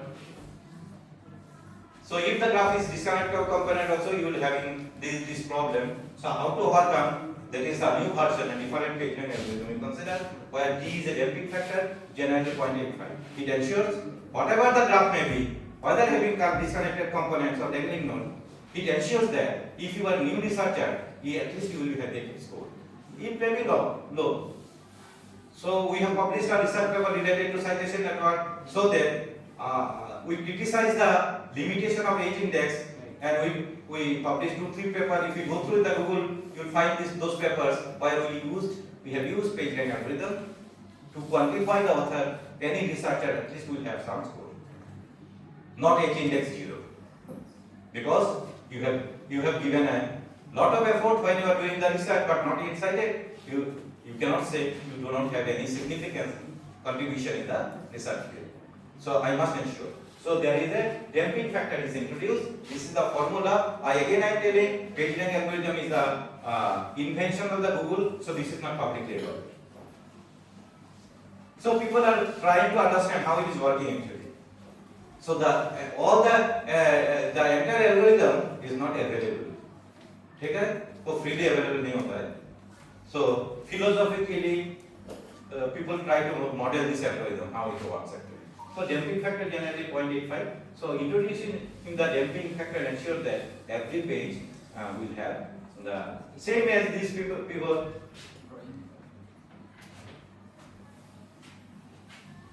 The calculation is same, but it will be multiplied by the damping factor and 1 minus d by n. Where ठीक है? So if you use this formula, new version, you will be able to assign at least some score to each and every node in the network. No node will be having score 0. Okay? So this is how you see. This is the pages.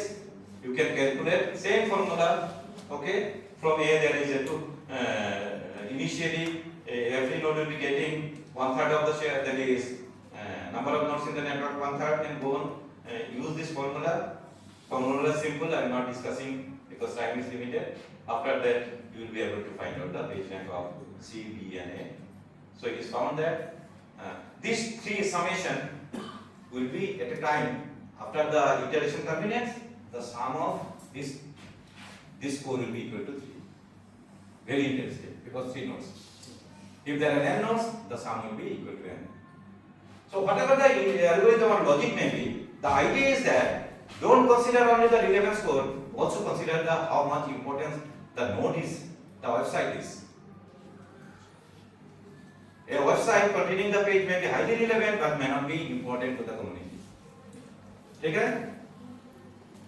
So you see, this is how iteration is going on.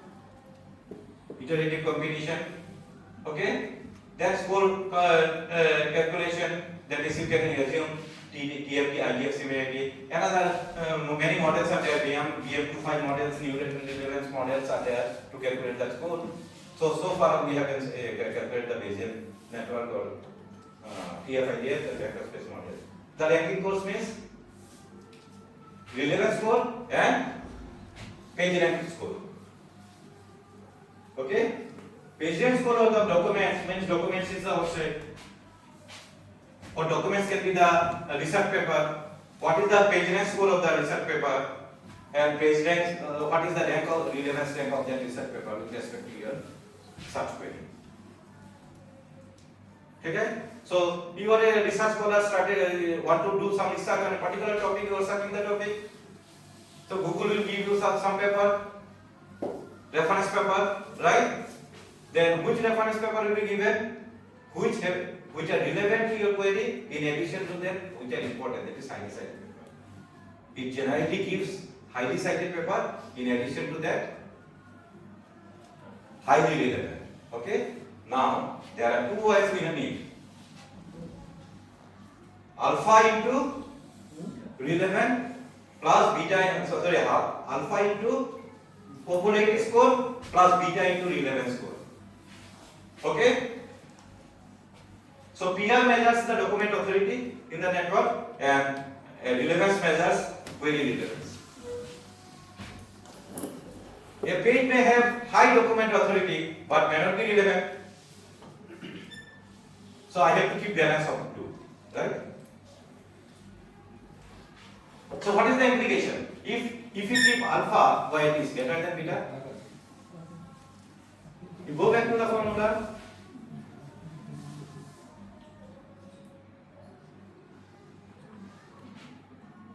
That is, you are giving more importance on authority. You are giving more importance on authority than relevance. Alpha is greater than beta. I am giving more importance on authority rather than relevance. So alpha is greater than beta. Which situation I will give? If you design a search engine, which situation I will give alpha greater than beta? In case of research paper or other? If alpha is high, global document importance influences the ranking. Because you keep alpha is high, because global you are giving more importance on global document ranking. Okay? Why this is useful? When you are trying to rank the document based on authority or popularity, okay, regardless of any relevance. So what type of search?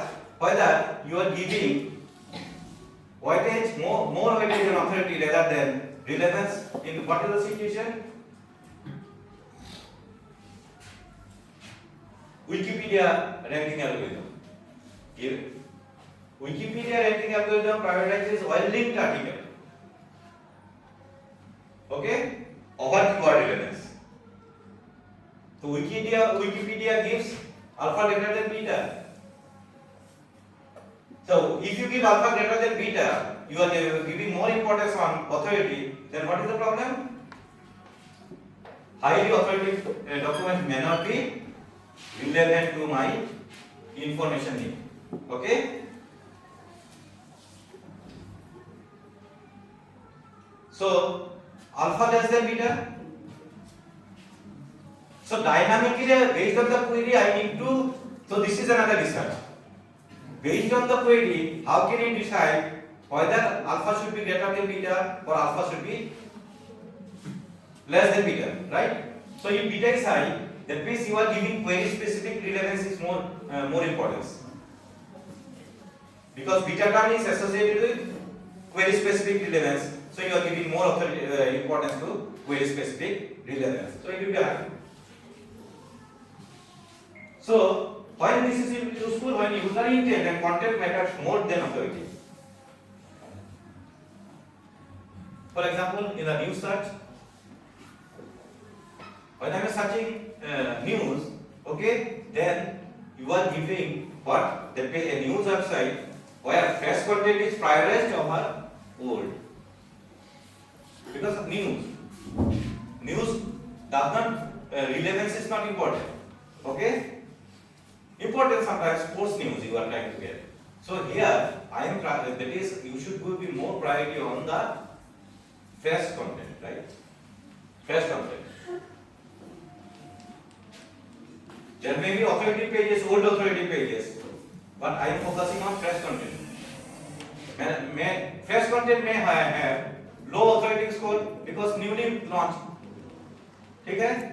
But I want to see the latest news, current news.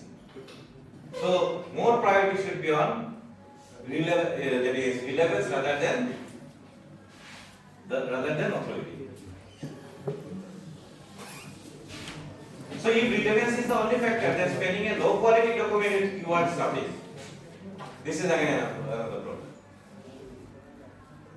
Keyword stuff करके तुम rank higher कर दिया because relevance is given importance. So rank will be high, global importance is not given.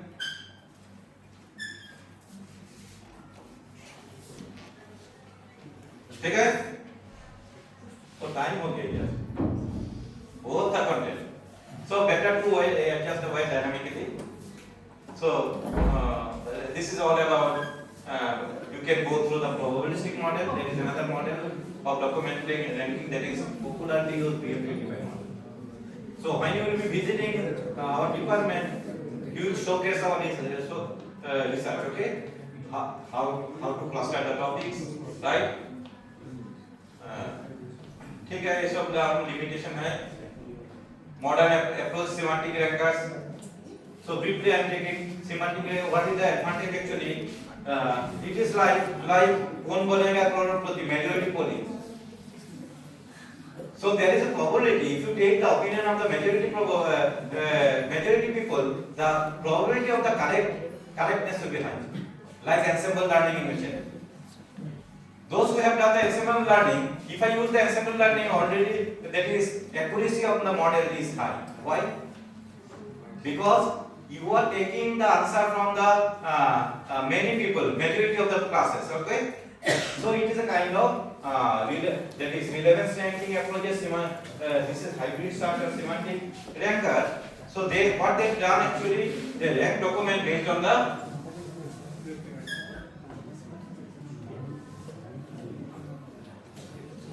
how? That means average of the ranking. So all n number of ranking algorithm I am using, and I will try to understand the score of different rankers for a document with respect to relevance score. Then I will take the average. So if majority of the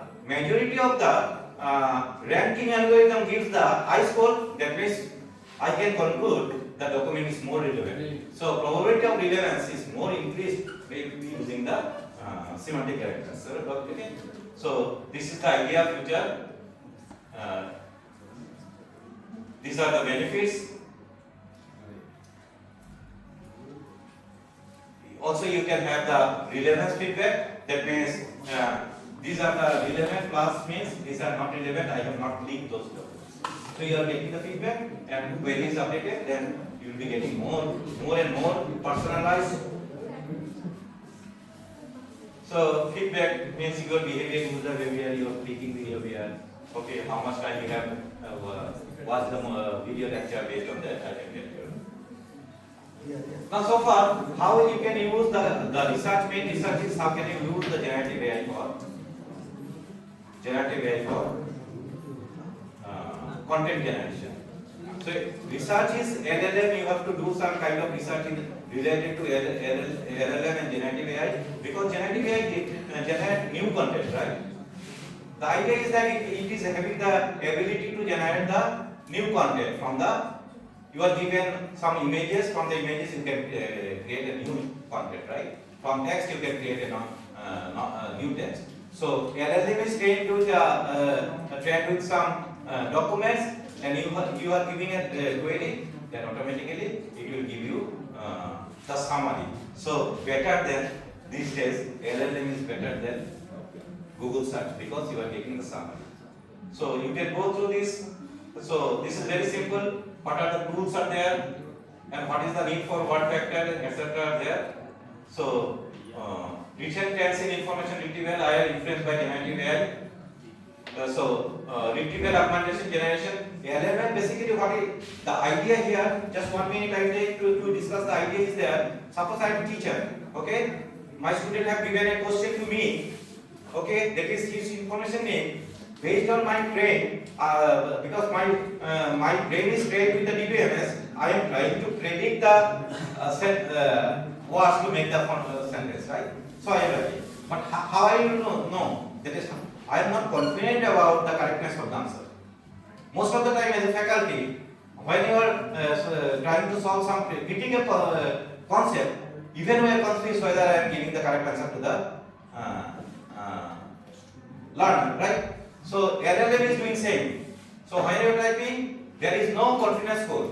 That is, LLM will never say that is okay. While you have given the query, I am giving you the answer, but I am 90% confidence or 50% confidence about the answer. This is not there. So instead of that, if the query is there, in addition to query, if you give me the best 4 lecture notes related to query, I am having the training on DBMS. Based on the documents, I can generate most correct answer, right? So this is the idea of, this is how generative AI can be used. Okay, you can use the retrieval augmentation generation RAG engine will fetch some relevant document with respect to query. It will be, and this query will be embedded with the, query will be embedded with the answer generated, then it will be given to the LLM. The LLM can give you the more accurate explanation to your question. In addition to that, what kind of research you can do? For example, content generation, or also you can write a chat box sort of things where, based on those who are interested, go through the Bloom's taxonomy. Why the peoples are not employed? Though we are producing millions of engineers every year, but this is not employable because as per the Bloom's technology, whatever the question I am asking, actually most of it is up to understanding level. But apply other levels are there. I am not able to judge whether the concept that I have discussed you cannot apply in your research. So if there is a chat box, virtual tutor, that is, he will be asked some question to the, he will be given some question to the learner will answer, then I will evaluate the correctness of the answer and I check the level of understanding. If the level of understanding is not clear, next, that is, I will try to give the next level answer. So you go to the Bloom's taxonomy. Using the Bloom's taxonomy, you can classify the documents as per the different levels of Bloom's taxonomy, and you can personalize based on learning style and other parameters. How can you quantify automatically how difficult the learning material is for the learner? So there are many more topics to learn. The idea is that you can do some research, and if it is needed, we have some research ideas. We'll discuss later. No issue, because time is over. Okay? Sir, Any questions? please share the documents. Sir. Sure, sir. I'll be sharing with the Shayan.